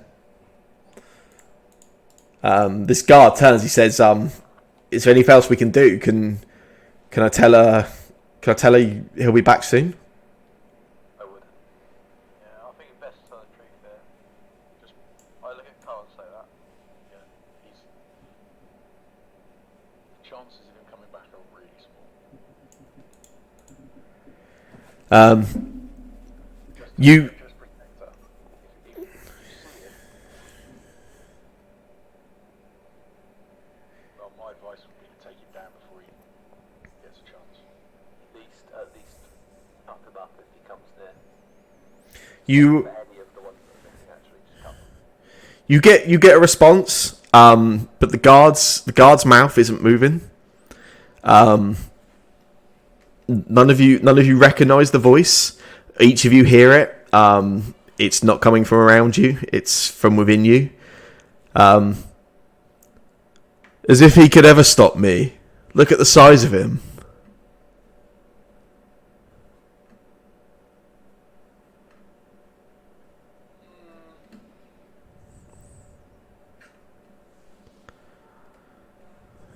Is it just that we can't hear what the guard's saying, or is that what the guard said?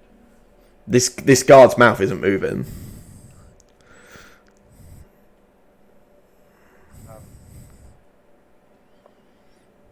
Has he got any discoloured skin?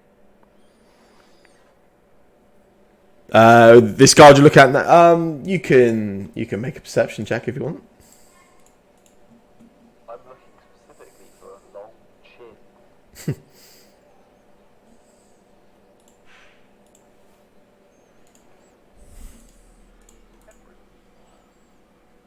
Warforged.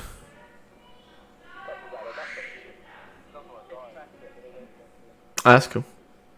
Also, just looks like Carl has no result. I did roll. I think it looked like a 9. Sure, we'll take that. Eleanor? That's cool, no worries.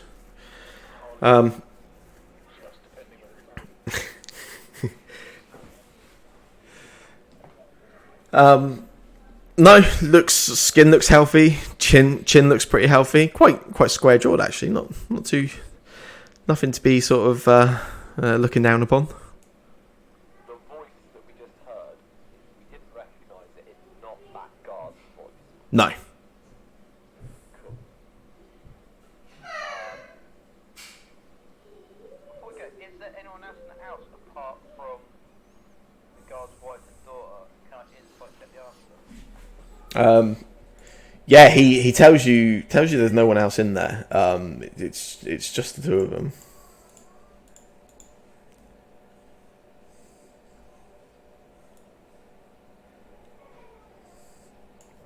Seems very genuine. Seems quite concerned for their well-being.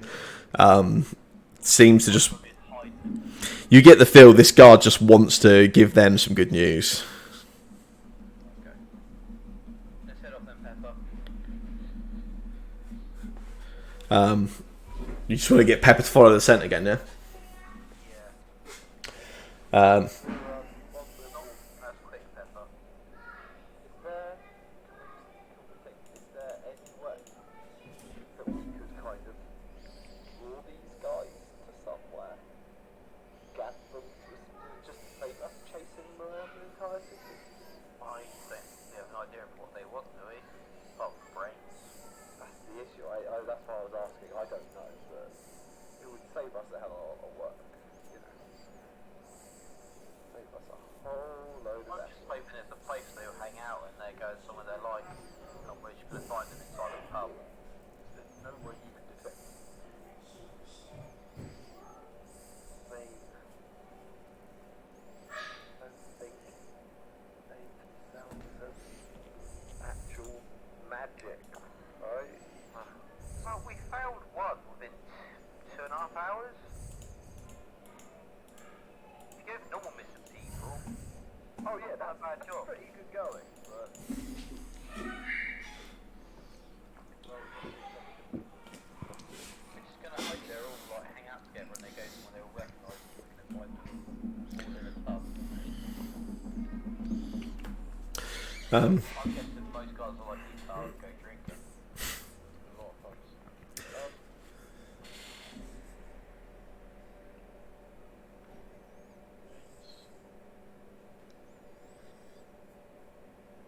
Happy to follow? Can I try and keep an eye behind us to make sure no one attacks that guard from behind? Yeah, you can take a perception check. Cool. Yeah, you begin following Pepper. leads you through this residential area and up some of the streets. About 15 minutes or so. Leads you up to up behind some of the houses in this area. There's like you go down into a small like a public park. Head down through the park, following the scent. Then come to a body of water, like a small, not like a large river, but like a river / stream, about 20 feet across. Flows in. Those of you that are familiar with Griffithsteel know there's a few of these sort of small rivers and streams that flow in from the bay itself and into the city. She stops by the waterside, sniffs away, and just indicates to you, Elwyn, that the scent's just sort of lost here. Why do you think they know the aspect of water needs to fall into water?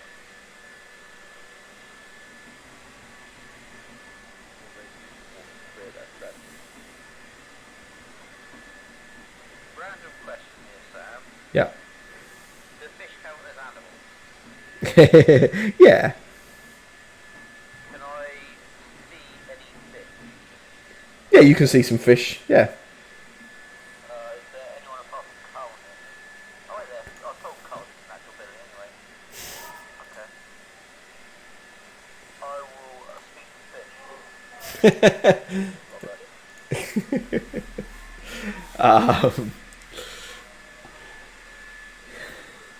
Yeah.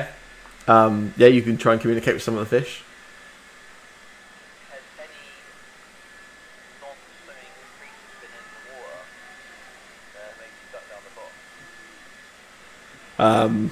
You there's a few fish swimming around in the area. You can communicate with them. They can clearly understand you. They can't verbally communicate back with you. But you get, I don't know, decide amongst yourselves how they communicate back. One of the like arrows, like Sure, yeah, they form shapes in the water, yeah. They indicate to you they have some kind of creature / monster has been nearby. Was inside of the water itself, but they're not aware of where it is now.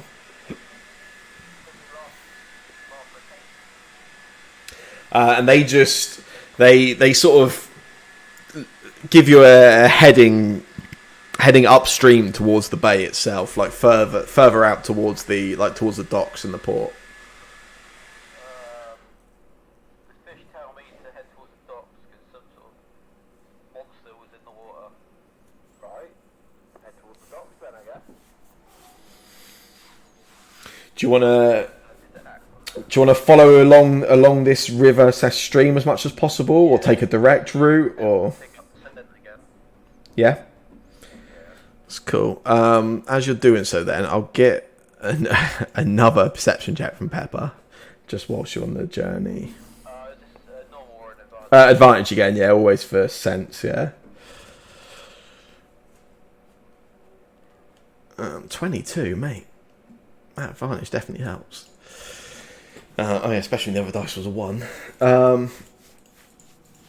Cool. Yeah, you stick as close to the riverbank as you can. A few times you have to move away from it a little, so you go around some buildings and stuff, but you can keep pretty close to it. Takes you the best part of 30 minutes. But you find Pepper never indicates picking up on the scent again at any point. But you actually you follow this one particular river all the way back to the ports itself, to the dock and to the bay. You can see where it feeds back into the bay, into the ocean, essentially. Don't get any immediate scent or anything like that. No. As you sort of reach the end of the river and you reach the bay itself, you take a moment, you get there, you look down at Pepper again, she indicates nothing. Seems like a dead end, I guess. Unless there's dead bodies in the docks, we'll be fine. Is there anyone around? There's a few people you can see working on the dock still, but it's quiet. It's really quiet, even for this time of day. Like, this would normally be towards the time of day that the docks are starting to quieten down a little. But even for that, it's quiet. You have a look around. As you sort of look around, getting a feel for it, there's there's a human with long blonde hair, sort of slightly curled towards the end. Looks over at your party and whistles. And signals you over. Yeah, you head over. Is this whole party just you, Z? I go, people can go with you. Yeah. You head over, and as you approach, you all recognise. You actually recognise this human. This human was the person you passed as you were leaving your meeting with Aidan and Willow earlier this morning. The one that as you passed them, Elwyn, shot you a slightly reptilian poke of the tongue as you passed them.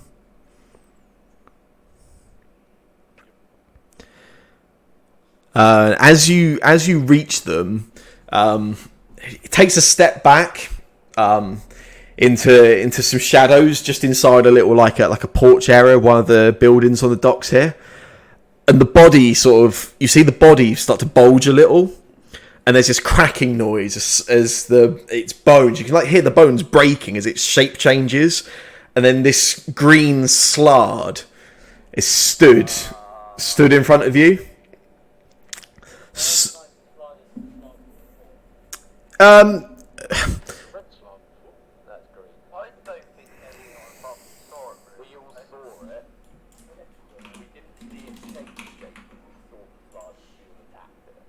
That is true.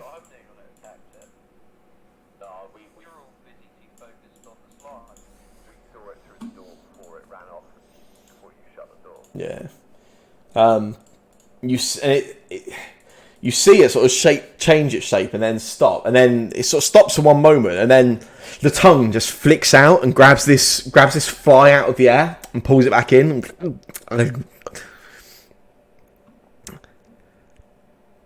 What you looking for?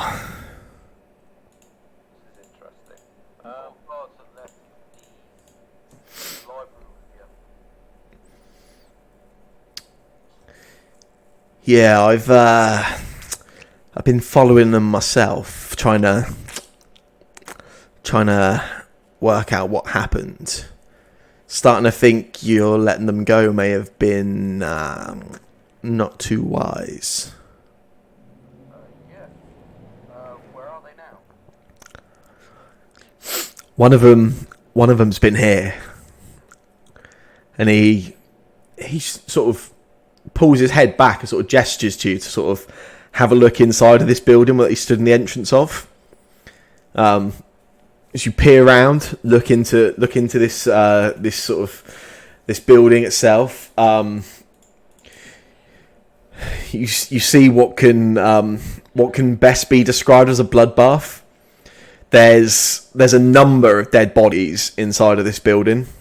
It's horrific. There's blood up the walls, blood sort of pulled and mixed in with hay, and just sort of general mess on the floor. The skulls of some of them have been ripped open, broken open, like you've seen before. Some of them look like they've just been ravaged in general. You can see like one's just had its chest just torn open. This is. If the last two bodies you came across were horrific, this is an all new level of that. Is that guy in there dead as well? Or is he still wandering around? Whatever it is. They're all dead. Including him. Who? They're all dead. God. No sign of him. What about the other ones? Do you know where they are? One of them I heard was seen at one of the guardhouses. Bit of a mess. like this. And one other tracked him down but didn't want to... not been paid to clean this one up, if you catch my drift.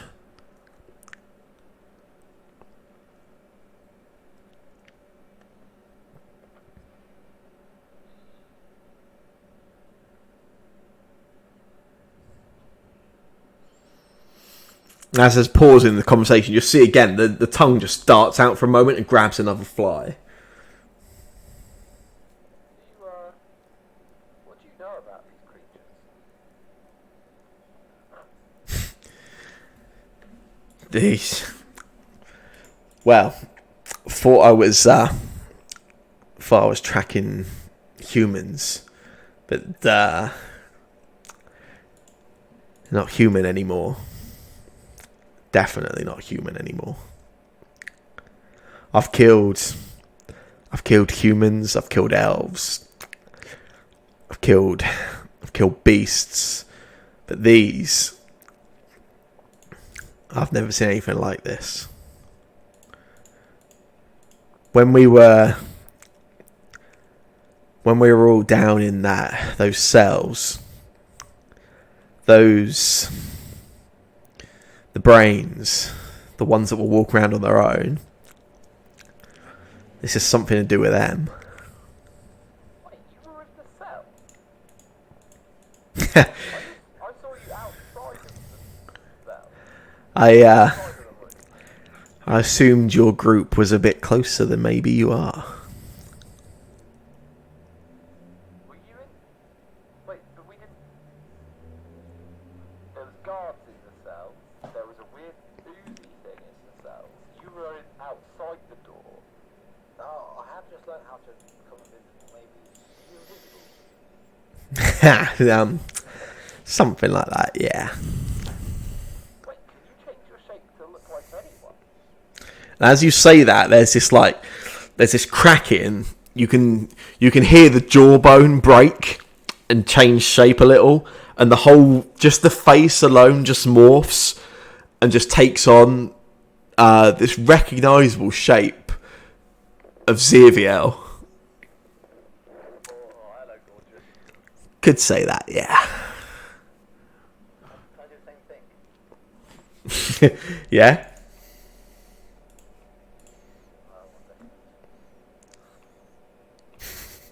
I can't go itself. Turn to the VO and say, "Oh, this is a fun game." And he actually laughs in almost not a perfect mimic, but in a close mimic of Z's voice. Sort of takes on this slightly West Country accent, probably. Just. Oh yeah, it doesn't last long at all.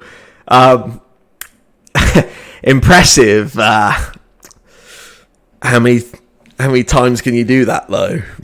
And then sort of looks at you and morphs again. The body just cracks. This time, just stands in front of you, looking like Warforged.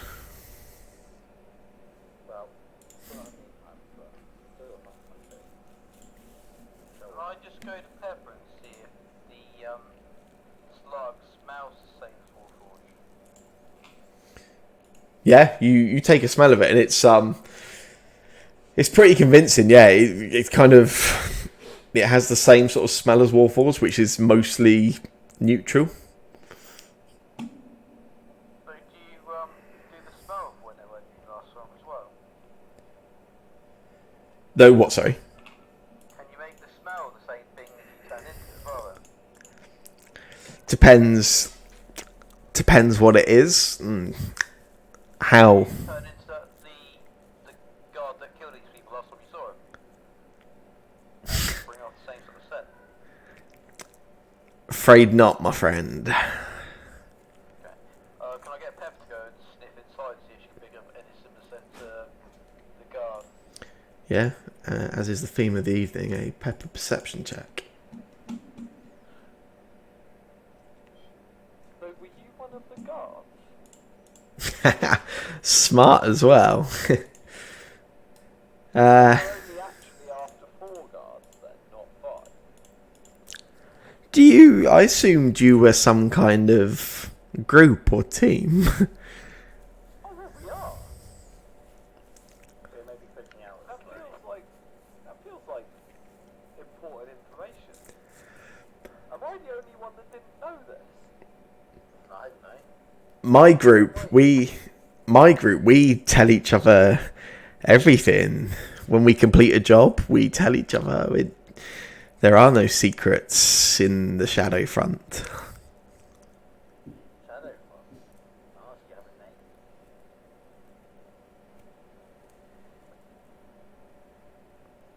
Is that the name that Willow used? Willow never mentioned a name for the group, I believe. No, she didn't. Because I wanted to know what it was called. Can you help us find these other gods or not? I hate to sound callous or mercenary, but we We'll sort you out someday. going right for a humanoid is one thing, but this is surely you can understand there is some kind of added cost of risk. If we kill it, just help us find it. And then what? Step back and hope you do the job. That was the idea, yeah. Okay. Well, tracking is part of the service. The my last target was rather hard to track down.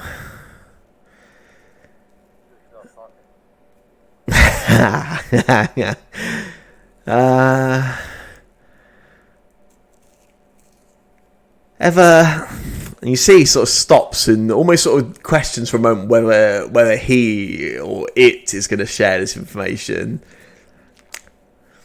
No one would believe you anyway. The job's done.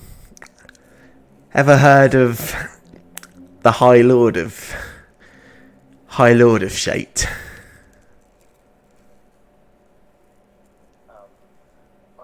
fully thought it was the same name corny then. This is bigger. Yeah, this is just always our campaign. I have had the high order shape. So, yes. Well, you could say I'm responsible for the Civil War. Wait, what? Oh!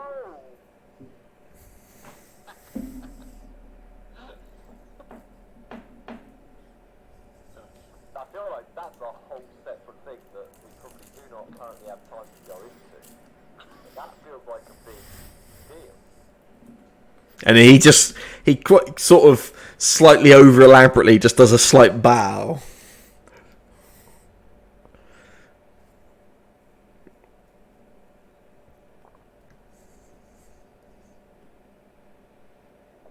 Didn't ever pick up another cent, by the way. Congratulations. Well, thank you. There's a number of scents. I mean, there's 8 different dead bodies inside of this room. One similar than the tunics you smoked. Try and find something that match that tunic. No, nothing.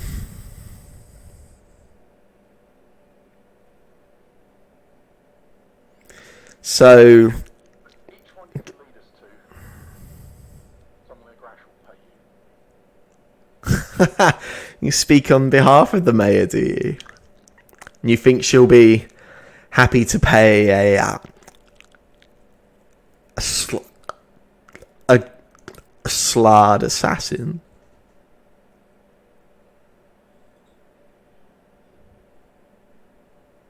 Assuming you don't have to tell her that.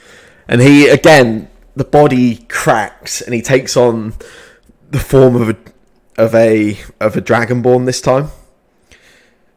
Red scales, matching matching Vizira's, maybe not an exact match, but a pretty decent sort of simile.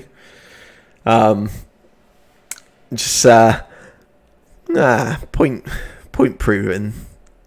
So 5,000 gold for each we find.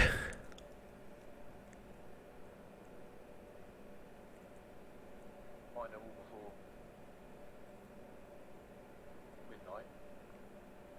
Call it 8,000. You can see the eyes widen a little at this point. Maybe not quite sure whether to believe you or not. But price sounds good. Okay, well, I can take you to the one I found earlier. Again, that cracking takes place again. Turns back into this sort of human, this blonde-haired human form, and just looks and just says, "A little better for the streets."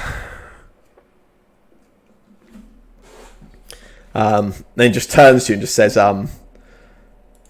"When you're ready, follow." And just starts heading along the docks. Yeah, cool. Follow for about half an hour. Follow goes up through the city. Everywhere by this point is really, really oddly quiet.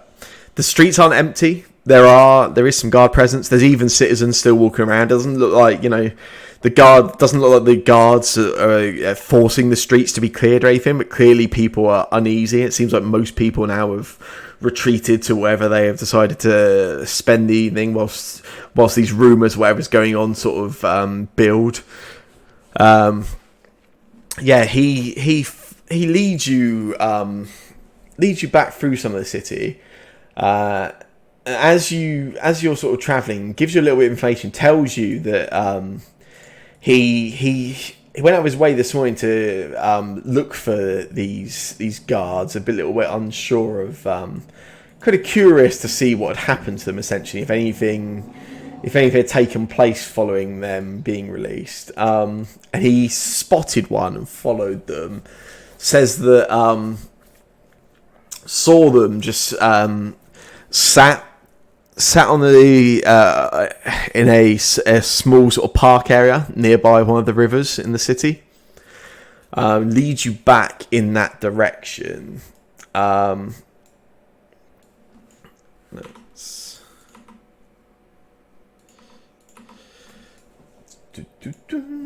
Let's grab some tokens for you guys as you get to this location.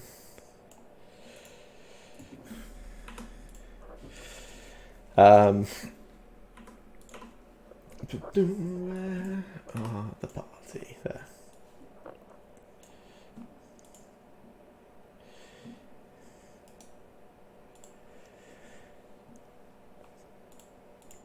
Yeah, leads you into this area. Sort of, there's a part of the river just flows through and under a bridge that goes through the city. And you can see on the other side of the bridge there is this small. This isn't even really a park as much as just a small sort of grassed area. He stops for a moment and just sort of ushers for you to stop as well. He points over and he says, "That's him. I can see him." And you can see just there's a humanoid just sat under the tree just here.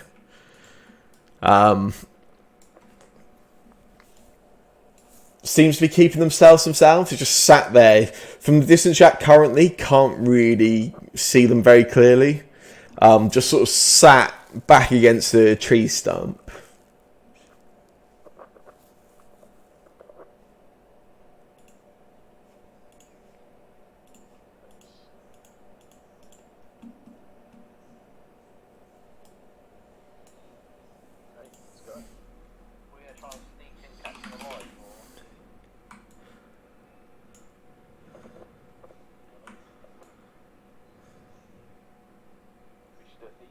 Have a look at them before we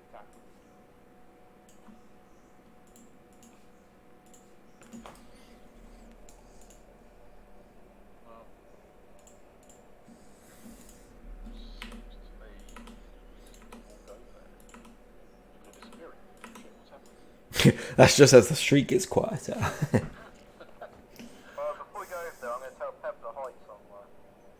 Yeah.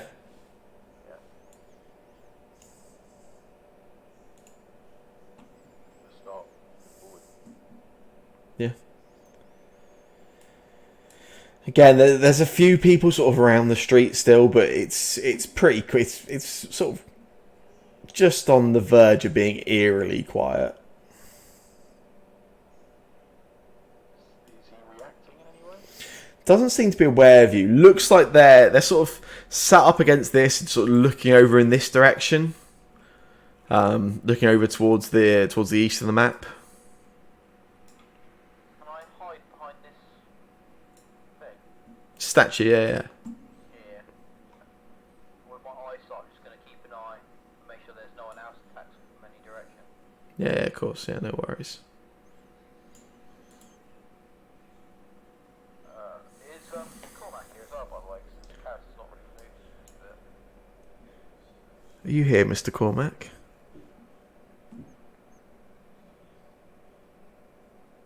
No, apparently not then. Oh. That's cool.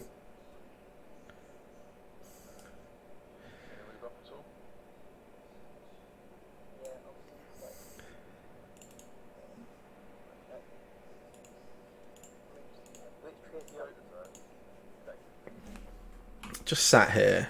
Yeah. No, it's clearly conscious. It's like sat up, just leaning against the tree, and you can see like, yeah, you can see conscious looking off, just looking off into the distance, sort of.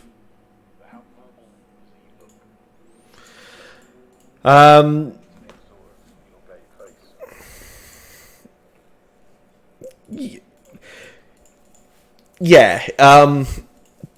This isn't a Garbanoid, but it certainly looks like whatever was happening to the last humanoid you encountered certainly seems like something similar is underway. As you sort of look and you notice the shape, you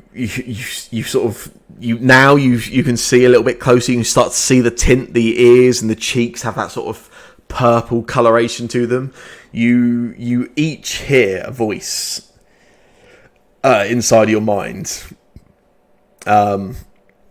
Same voice you heard previously, and just yeah, you like I say, it's same again. It's not coming from around you. This is coming from within you, and this voice just says, "I just want to go back to them. I just want to see my wife."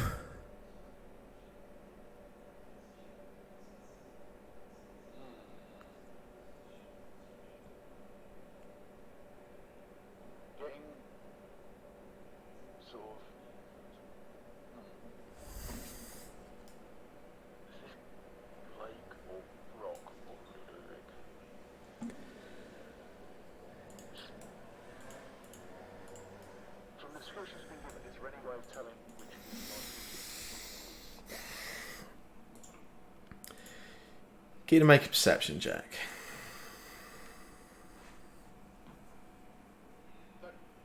Not with a -2, no.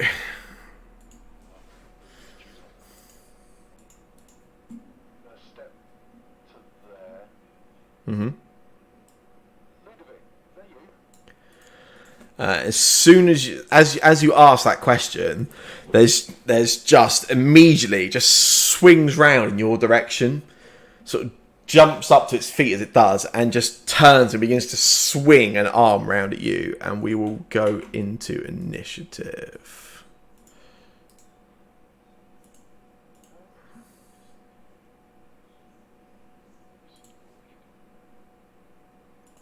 Or maybe.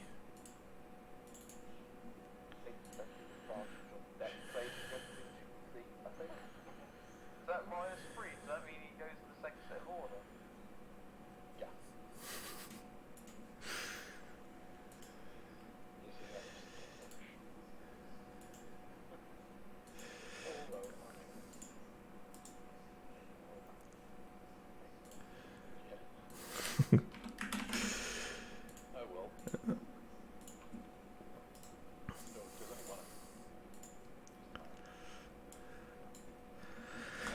Yeah, so you all watch as Carl approaches, calls out the name, and then this humanoid, this Garbanoid hybrid on its way to being a Garbanoid just jumps up and immediately begins swinging its arm round towards Carl, clearly preparing to attack.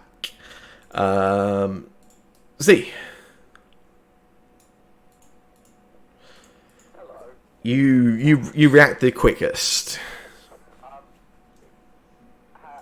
there other people around? Only anyone you can see. There are no civilians. Not that you can see at the moment, though. I cast spell. Unless you guys don't have a way to cast spell. Like that in case. I'm going to cast Scorching Ray at Portland. Yeah. Sending some stuff at, this thing. Yeah.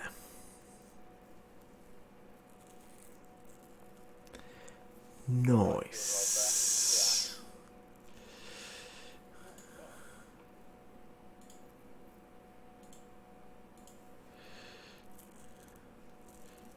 What the hell just happened there? Yeah, hang on. Something definitely did not go right there. 1 second. That did not look right, did it?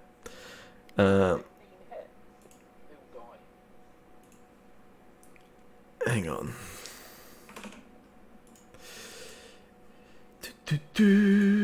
Yeah, they all hit. So was it 39, wasn't it, in total?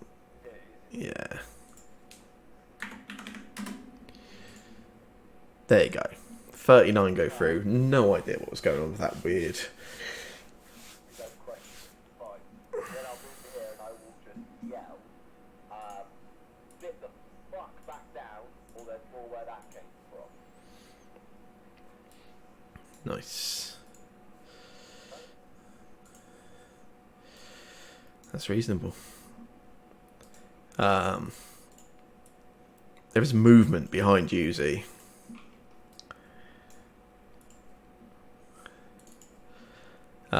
Yeah, you hear movement behind you. As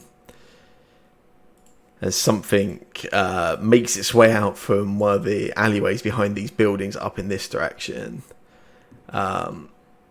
Moves down towards you, and then just it's like its head. Again, it's a similar thing, sort of slightly human, slightly Garbanoid. Its head just leans forward a little in your direction. And then just this blast of psychic energy.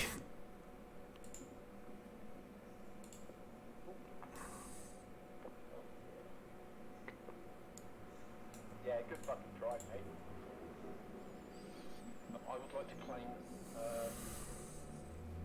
advantage on this roll. Yep. Saving throw. Oh, dexterity saving throws. I can't claim it. That's a shame.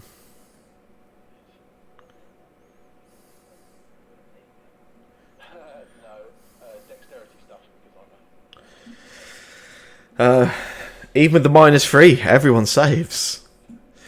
Yeah, you. So yeah, this creature makes itself known to you, Z. Immediately just blasts forward this wave of psychic energy, but you all resist it.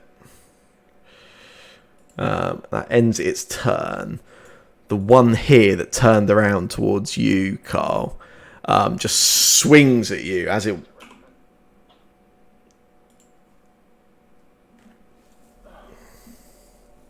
apparently that's caused a reaction that I assume it hasn't.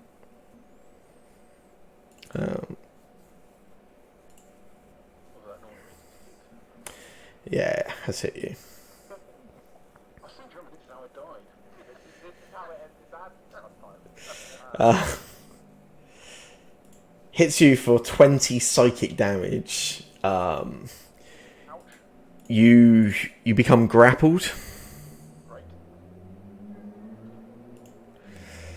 I remember last time grapple is fine. And then shortly after that I felt And also stunned because you failed your.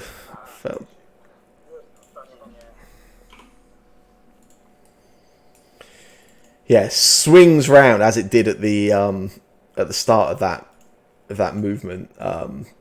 No idea why it's been marked as incapacitated. Yeah, swings round, just swings these tentacle-like hands at you, hits you and wraps you up. Eleanor. Yeah, as a bonus action, I'm gonna unleash my Yeah. sword. One up here. There's no one around us, though. Everyone's disappeared. Yeah.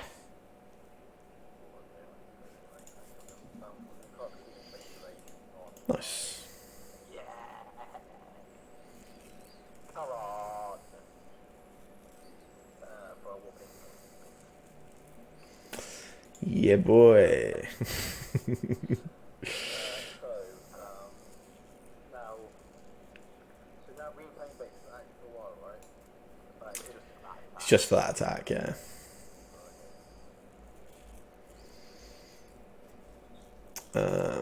Cool. That's it for you, yeah? Also, John's another person. John's do that, like, you know what? That's gonna be hard. The Raven Queen hasn't described the power she gave you well, clearly. Elwyn. By the way, Are you what, sorry? my hidden Did you make a stealth check when you hit? did take that height, but I did not. Yeah, make a stealth check for me now, quick.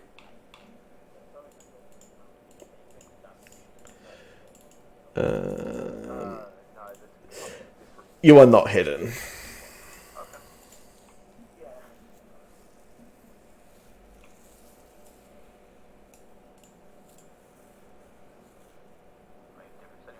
Ouch. That goes right past Carl's head as he's Oh, the extra damage, Charlie, is from the second block of text on that, as you're above level 5. But I'm not level 5. Spells like that aren't at level 5. They go off your character level, yeah. That second one hits. Okay, so it does do an extra 1d8. Wait, what? Yeah. So I can just cast Green Flame Blade every time I attack, basically. Yeah. Yeah.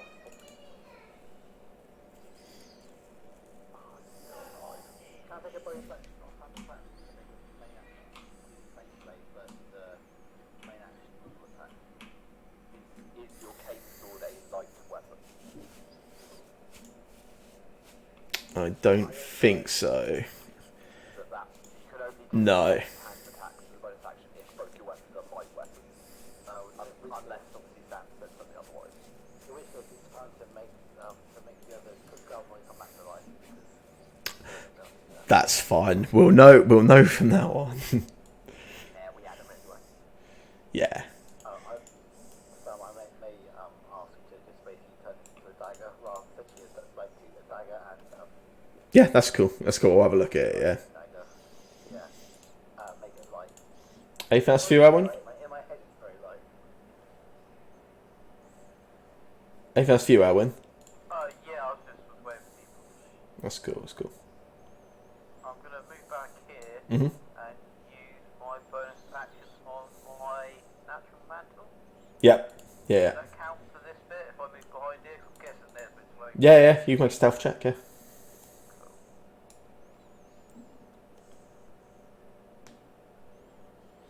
Nice. 21. Carl. You are I'll decide not to do anything. indeed. Yeah. Give me one sec. Warforged. Would Carl's speed currently be classed as 0? I believe when you're does grapple change your speed? Yeah, yeah. When you're grappled, your speed becomes 0. Yeah.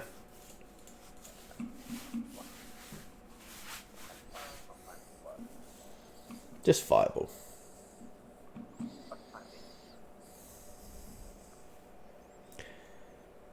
Imagine if Carl got used to these things again. Good times. Up to the next. Oh, I'll take a prospect. Mhm.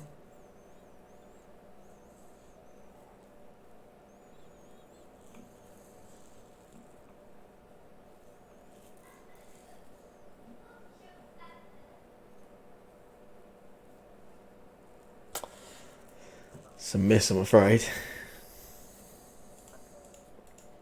Anything else you'd like to do, Mr. Warforged? Okay.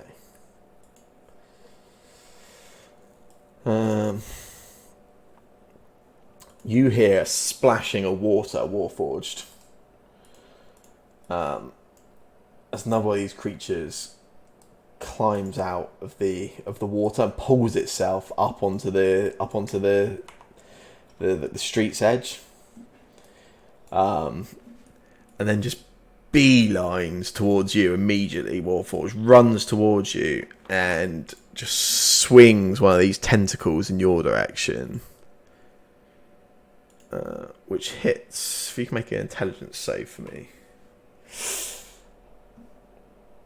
Hits you for 16 psychic damage, and you are grappled and stunned.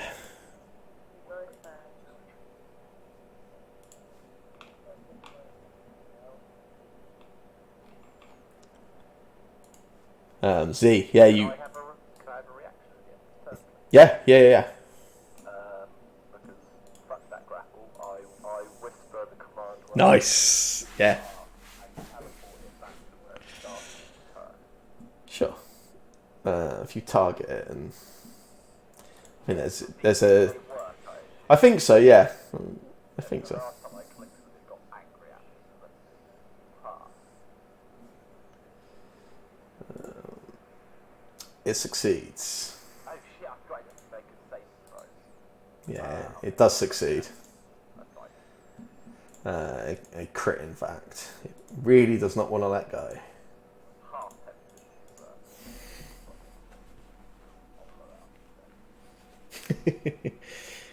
but It's your turn. cool.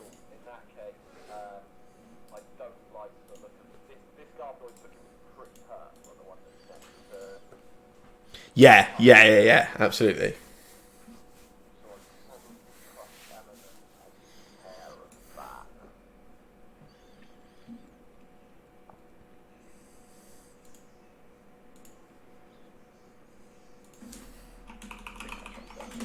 Take care of that. You fool. I don't massively like the look of the one that I assume looks like it's making a beeline to me at the moment. It's definitely in your direction. Yeah. Yeah, no, I don't like that. I pull out a severed tentacle from the face of one of the previous Garmanoids, hold it out in its direction, stick my middle finger up and cast banishment at it, and it rolls a 5 on its saving throw. Nice.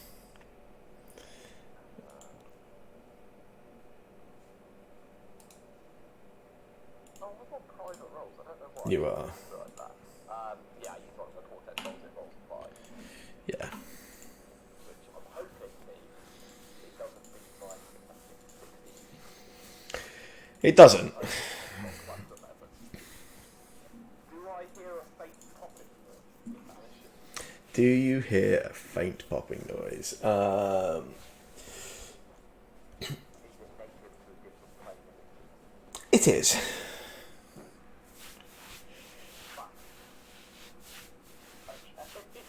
That's not the answer I was expecting, but I'm scared. I feel good about myself because I've not worked before, but I'm also aware that now I could not get smacked. So I'm just going to kind of stay where I am and just kind of panic, like rotate like a turret to see if anything comes my way. Enter, baby. Yeah, generally speaking. Cool, that's my turn. Nice. Fucking Garmanoid. This one that has you wrapped up Carl. You're right alongside Edna, putting pressure on it, but you see it's already got Carl wrapped up. Yes, it is going to attack. Yeah, that's cool.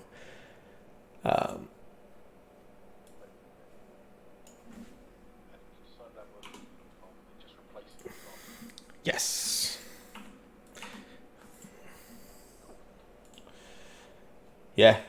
Attempts. You see it just wildly start flailing at Carl's skull, trying to get the goodies inside. But yeah, Z intervenes and uses their ability to play with fate and chance and prevents that occurring.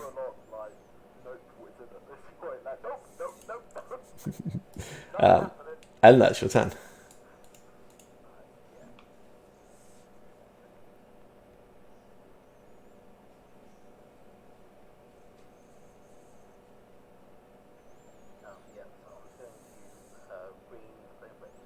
Yeah.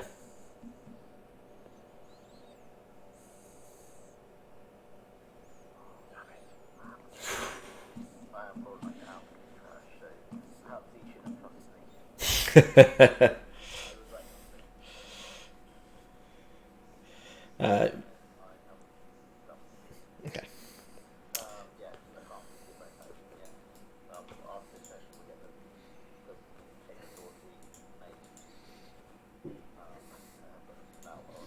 It's cool. Owen.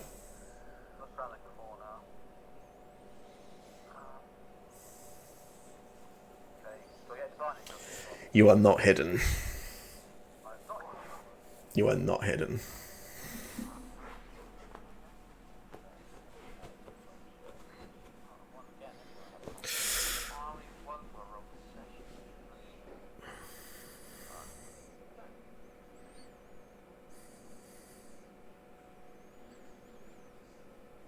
Nice, that one hits.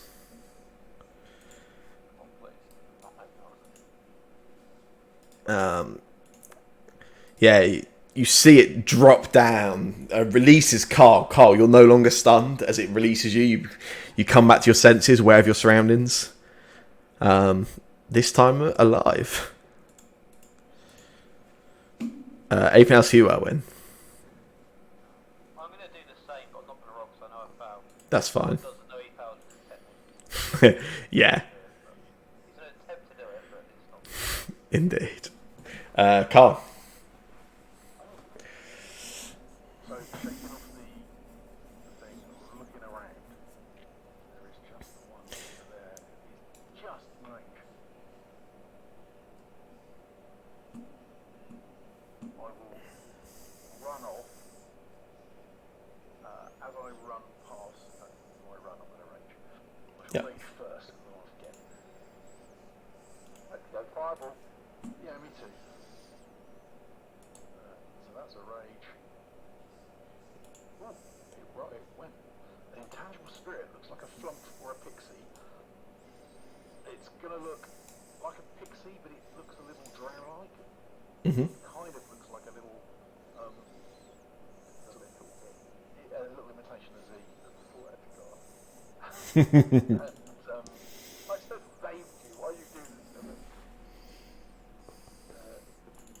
Within 5 feet, one creature you see in 30 feet of you, turns out the spirit explodes.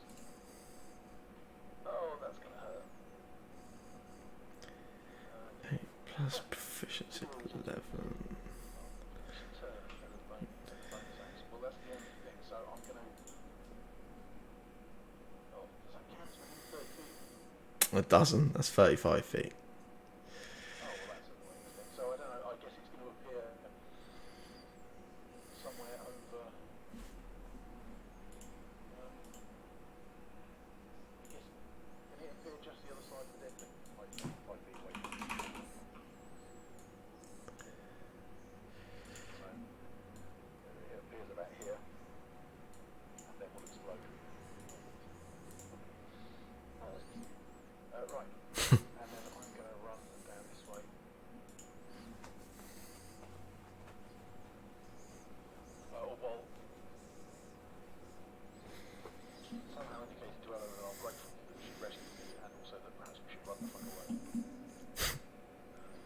fine. There's only one left.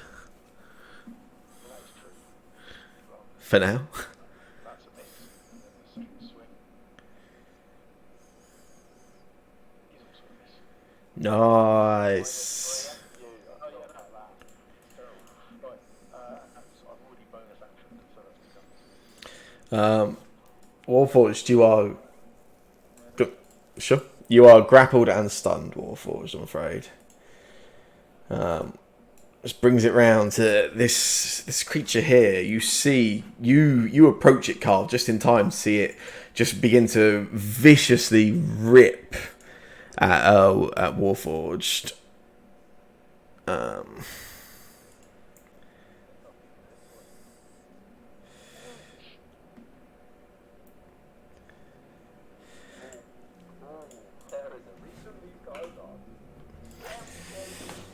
Yeah, just begins viciously ripping at Warforged's head.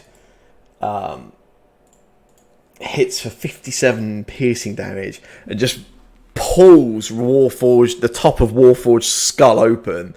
You see the wood and the metal parts splinter and shatter. Some of the water from that piping in Warforged's head begins to just splutter out as Warforged drops to the ground unconscious. I'm not fully dead. You are not fully dead, no. Well, Stack Brain does say that if the damage reaches times 0 hit points, the modifier kills the target by fracturing his brain. Indeed. You are down on 0 hit points. You are not dead because you have no brain. Oh, nice. The bird in my head just flies off. Z. Okay. This is. We would consider this suboptimal. However, it's fine. It's all good.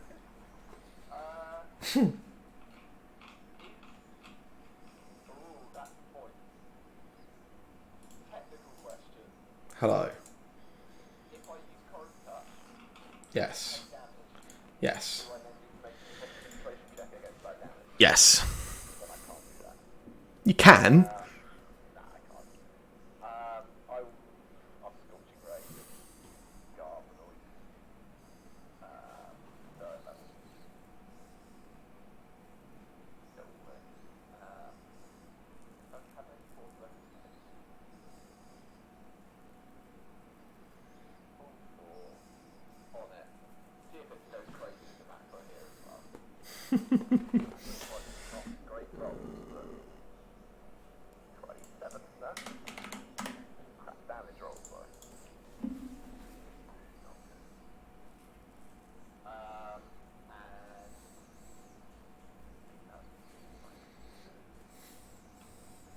yeah, that's all I can do.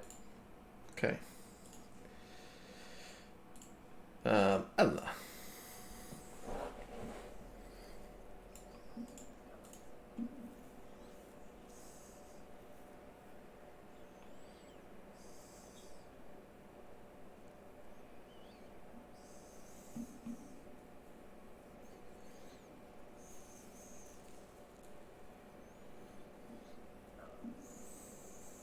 Go over here. And third time's lucky. Boom. Incorrect. Fucking Christ. As a party, you've all rolled pretty poorly, other than Pepper, who with -3 on their perception checks has got like 20 plus every time. Yeah, Pepper's.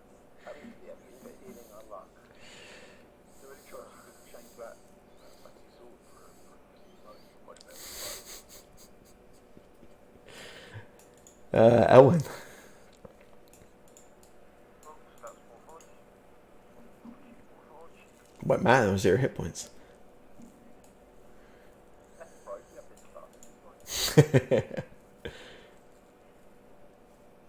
Nice, it's a hit.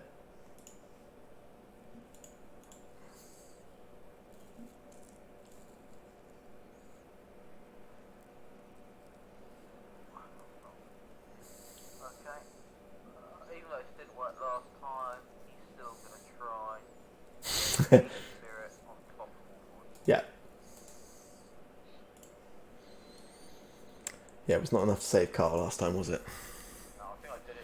I wasn't there, but I was leading to possibly later when I wasn't there. Yeah. I was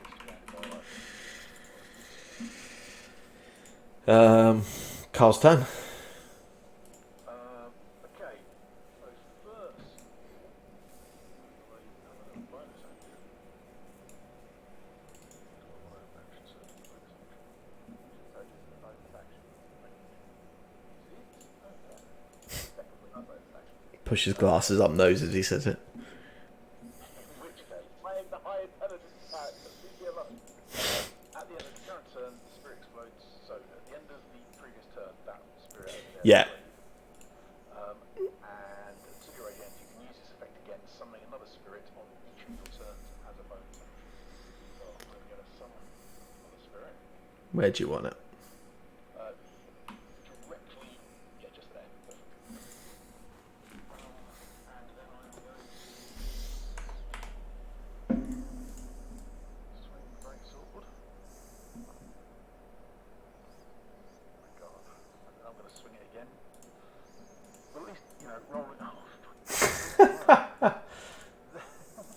That wasn't a bonus action, so I will. No, that was a bonus action, but I can now action surge.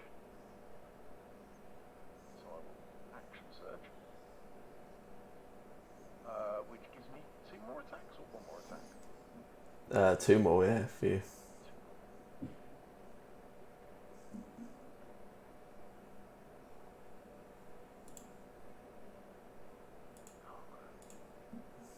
Oh, maybe.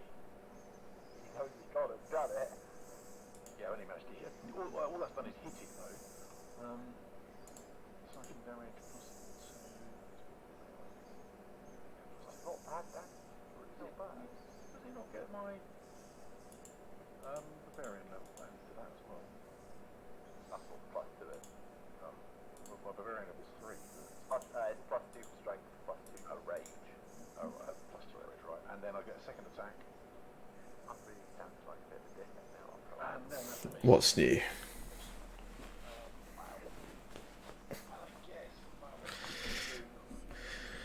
I'm going to say to Eleanor, get Warforged out of it.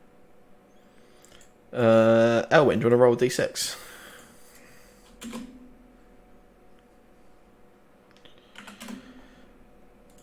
Forged, you have 3 hit points. You are prone on the ground, but you are alive again. Fall into the water.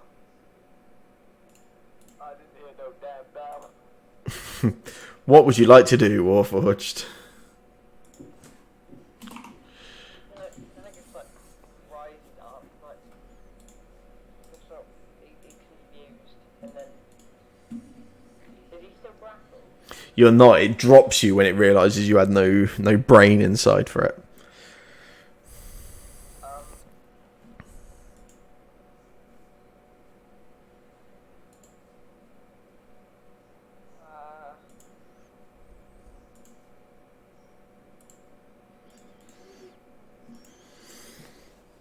Yeah, alright. Okay. So I'll take disengage action Yeah, of course you can. and then run over. Oh, hang on. This thing should definitely make a dex save as well, quick, actually, for Carl's Pixie. That's DC 14.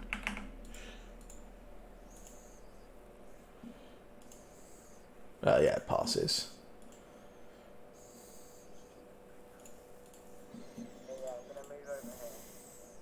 Yep. Anything else for you, Mr. Warforged? No. Oh, you only got half movement though because you were prone at the start of your turn. Oh yeah. So you only got 15 feet. So yeah, here, yeah. Well. Of course I don't know. Okay. This creature is none too happy at Carl swinging down it. And just, yeah, swings out. Actually, no, it makes far more sense to do that, doesn't it? Yeah, it just swings its attention round in your direction, you guys, and sends out a mind blast.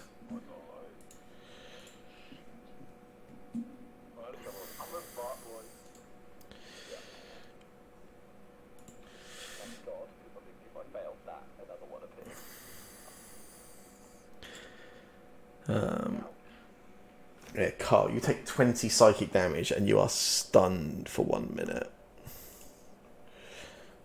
Yep, the other two pass again. That's 3 times you guys have dodged those tonight, right? We're high in characters, right? Makes sense. Yeah. Medium in, certainly. I know, largely. 12. Yeah, that's above. That's above average. Z. Okay, this does not make me happy because I don't want this thing to reappear. So I'm gonna step this way and not feeling this. Yeah, it's bad. I will go ahead and cast another old reliable scorching ray. At third level, all 4 on it. See what happens. Not ideal. 14 goes through. Pretty suboptimal. But yeah, I'll take it. Eleanor. Come on. God, you got this. When does my thing explode? Yeah, end of your turn. That one's technical there. Hey. You only got to done it. So the thing is, Yeah.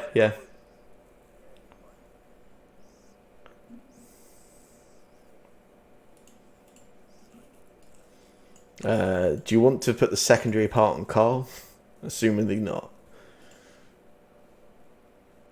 Assumed as much. Nice.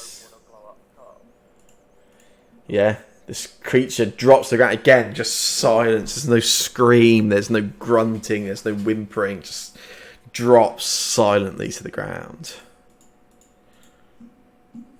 Everything's fine now, Rosie.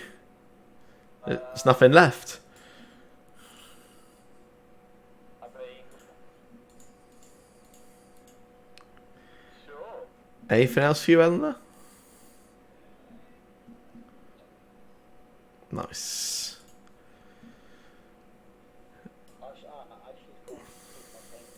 Yeah.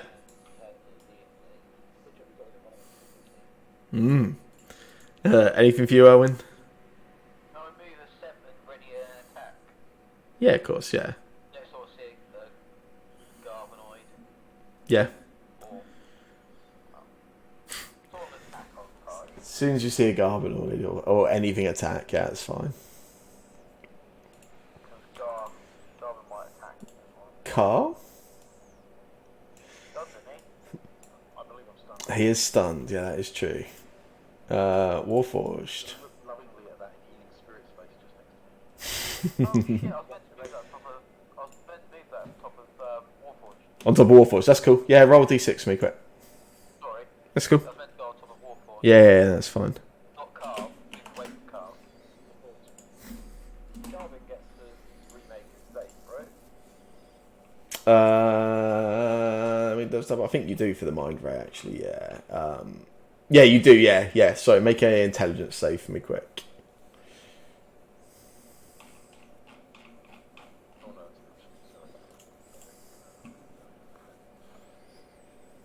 it's save. Even with a -3.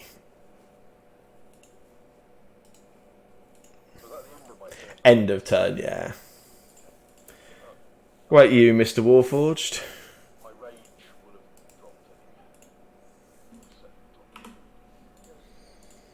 anyway. Everything's gone, it's fine, right? Move out my sight, I can't hear you anymore. I'm still in the outside. I know, but I want to try and keep the signal in the whole through in case anyone goes down. Oh. Move that way, but I'm just gonna. Oh god, is there anything I can do to heal? Use some of those precious spell slots you got left. That's what I'm thinking of doing. Not that any of them heal anyway, right? But I mean, Elm of Action. anything else for you?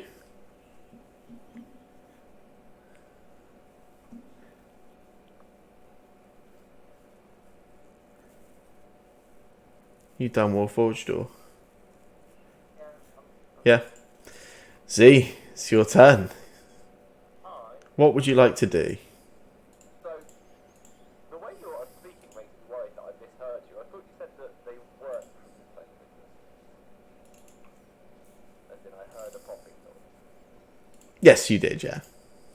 So I know it's a spell at that point, if I've heard that. Yeah. If I keep this spell up, Yeah. put a full minute, they're gone. Yes. They don't come back at that point. Yes. So I'm going to walk over to him in that set. I'm going to go, okay, it's gone. And it's going to stay gone. I've sent it home. But it's only going to stay gone if I don't get punched for the next 45 seconds. And also I can make it not stay gone if you'd rather I brought it back.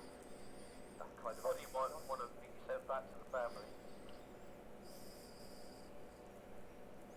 I think we bring it back. If I keep this up, it's gone and we don't have to fight it. If I don't, it comes back, we have to fight it. I think we fight it. We split. I don't want to fight it. Last thing I want. I vote how to fight it. If you... Eleanor, have you still got a bow? I think so, yeah. If you go over to the north, what's his face is to the south? We could be ready to pile on it pretty heavily if we wanted to. But Wolfforge is the right now doing damage at range of that crossbow. I mean, I've got a longbow. I've got some like spells. I guess over spells. Blight's a good range damage spell. Yeah. Where's it coming back? I think we fight it. That's my vote. While I'm taking that vote on whatever round this is, can I take my second wind gun? Yeah, sure.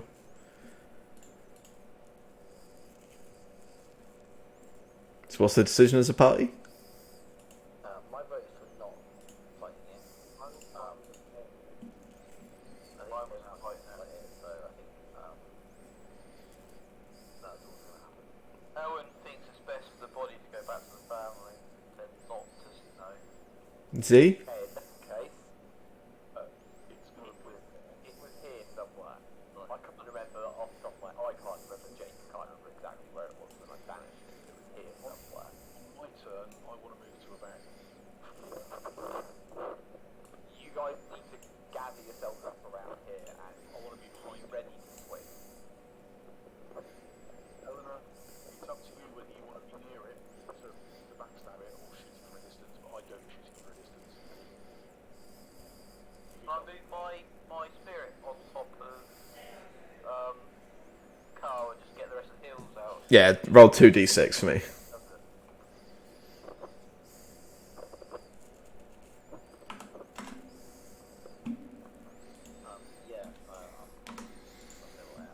Cool.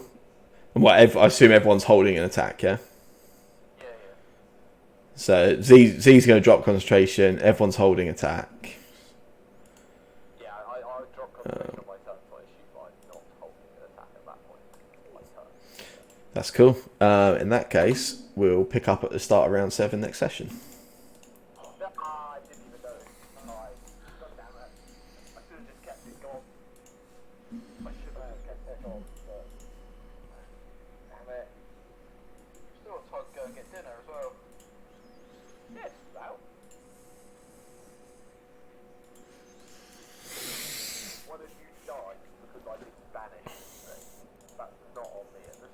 I mean, can we acknowledge how closely Warforged skirted death?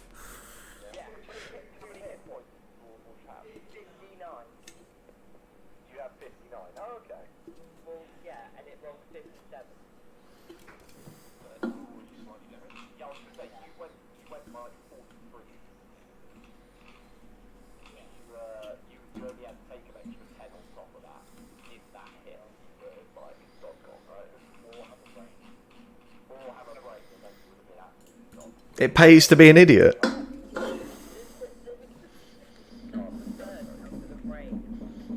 Does what? Sorry.